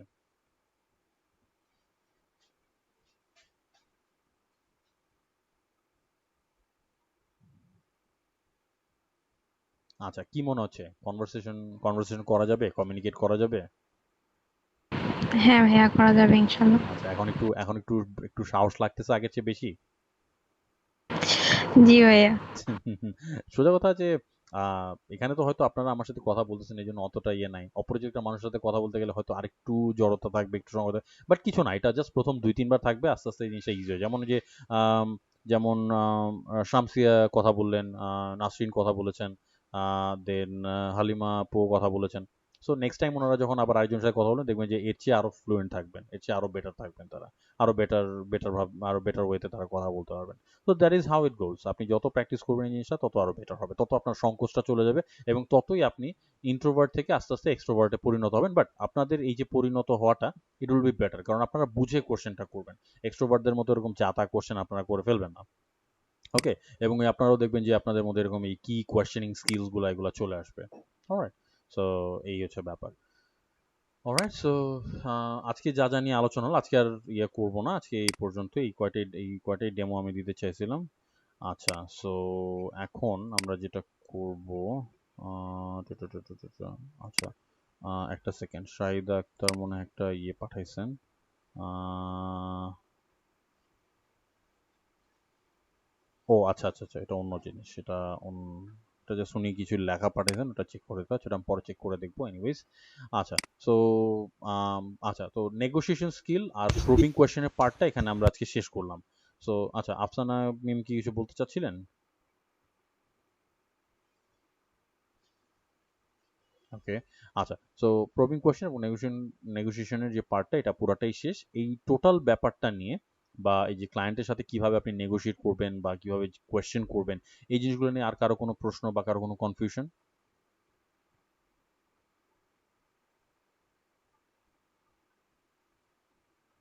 অলরাইট, সো কনফিউশন যদি থেকে না থাকে, that's good. I am taking ইট যে আপনারা সবাই বুঝতে পারছেন, সবকিছু বুঝে ফেলছেন, দ্যাট ইজ গুড।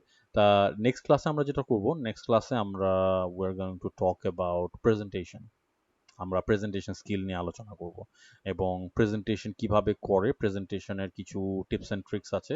এবং পাওয়ার পয়েন্ট, আপনারা সবাই তো পাওয়ার পয়েন্ট ইউজ করেন, রাইট? ইয়েস জি ভাইয়া। ভাইয়া, আচ্ছা, এমন কেউ করি ভাইয়া। এমন কেউ কি আছেন যিনি পাওয়ার পয়েন্ট ইউজ করেন নাই কখনো? কেউ আছেন এই ক্লাসে?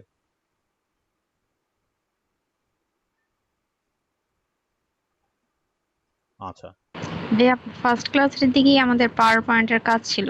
ও ওকে ওকে, কুল, ভেরি গুড ভেরি গুড। তাহলে ওই পাওয়ার পয়েন্টটা আমি বেসিক টেসিক নিয়ে খুব একটা মাথা ঘামাবো না, কারণ ওগুলো আপনারা সবাই পারেন আমি ধরে নিচ্ছি। বাট কিছু এক্সট্রা কারিকুলার কিছু ব্যাপার স্যাপার আছে পাওয়ার পয়েন্টের, যে জিনিসগুলো আপনারা করতে পারলে ওগুলো আপনার প্রেজেন্টেশনকে অন্য একটা মাত্রায় নিয়ে যাবে। সেই জিনিসগুলো নিয়ে আমরা আলোচনা করব। প্লাস পাওয়ার পয়েন্টের যে একটা ডিজাইন আপনি করবেন বা একটা স্লাইড আপনি তৈরি করবেন, সেটার কিছু ডিজাইন থিওরি আছে, সেইগুলো নিয়েও আমরা একটু আলোচনা করব। আর ফাইনালি সবচেয়ে ইম্পর্টেন্ট জিনিস নিয়ে আমরা আলোচনা করবো, সেটা হচ্ছে যে পাওয়ার প্রেজেন্টেশনটা কিভাবে ডেলিভার করতে হয় এবং একটা প্রেজেন্টেশনের জন্য কিভাবে রেডি হতে হয়। প্রেজেন্টেশনটার যে প্রেপারেশনটা, এটাই হচ্ছে সবচেয়ে ইম্পর্টেন্ট ব্যাপার। আপনার প্রেপারেশন যত ভালো হবে আপনার প্রেজেন্টেশন তত ভালো হবে। তো এই প্রেপারেশনের মধ্যে এই স্লাইড মেকিং এবং আপনার এই রিহার্সাল, এই দুটো জিনিসই কিন্তু চলে আসবে। এই পুরা জিনিসটা নিয়ে নেক্সট ক্লাসটা আমরা স্পেন্ড করব। এবং এটা আমি আমার আমার প্রফেশন আমার আমার এই গত 8-9 বছরের প্রফেশনাল লাইফে আমি যা যা শিখছি, মোটামুটি এখান থেকে সবচেয়ে কি লার্নিংসগুলো, সবচেয়ে ইম্পর্টেন্ট লার্নিংসগুলো আমি আপনাদের সাথে শেয়ার করে দিব। Okay, so next class is gonna be very important, আপনারা একটু চেষ্টা করবেন ওখানে সংযুক্ত হওয়ার জন্য টাইমলি। আমরা নেক্সট ক্লাসটা প্রেজেন্টেশনটা এটা হয়ে গেলে, প্রেজেন্টেশনের পার্টটা হয়ে গেলে দেন ফাইনাল ক্লাসে আমরা বায়ার রিকোয়েস্ট বা পিট প্রপোজাল ওগুলো নিয়ে আলোচনা করব। ওকে, সো আজকের ক্লাস এই পর্যন্তই রাখছি। আমি আপনাদের এখন অ্যাটেন্ডেন্সটা নিয়ে আজকের মতো শেষ করে দিব।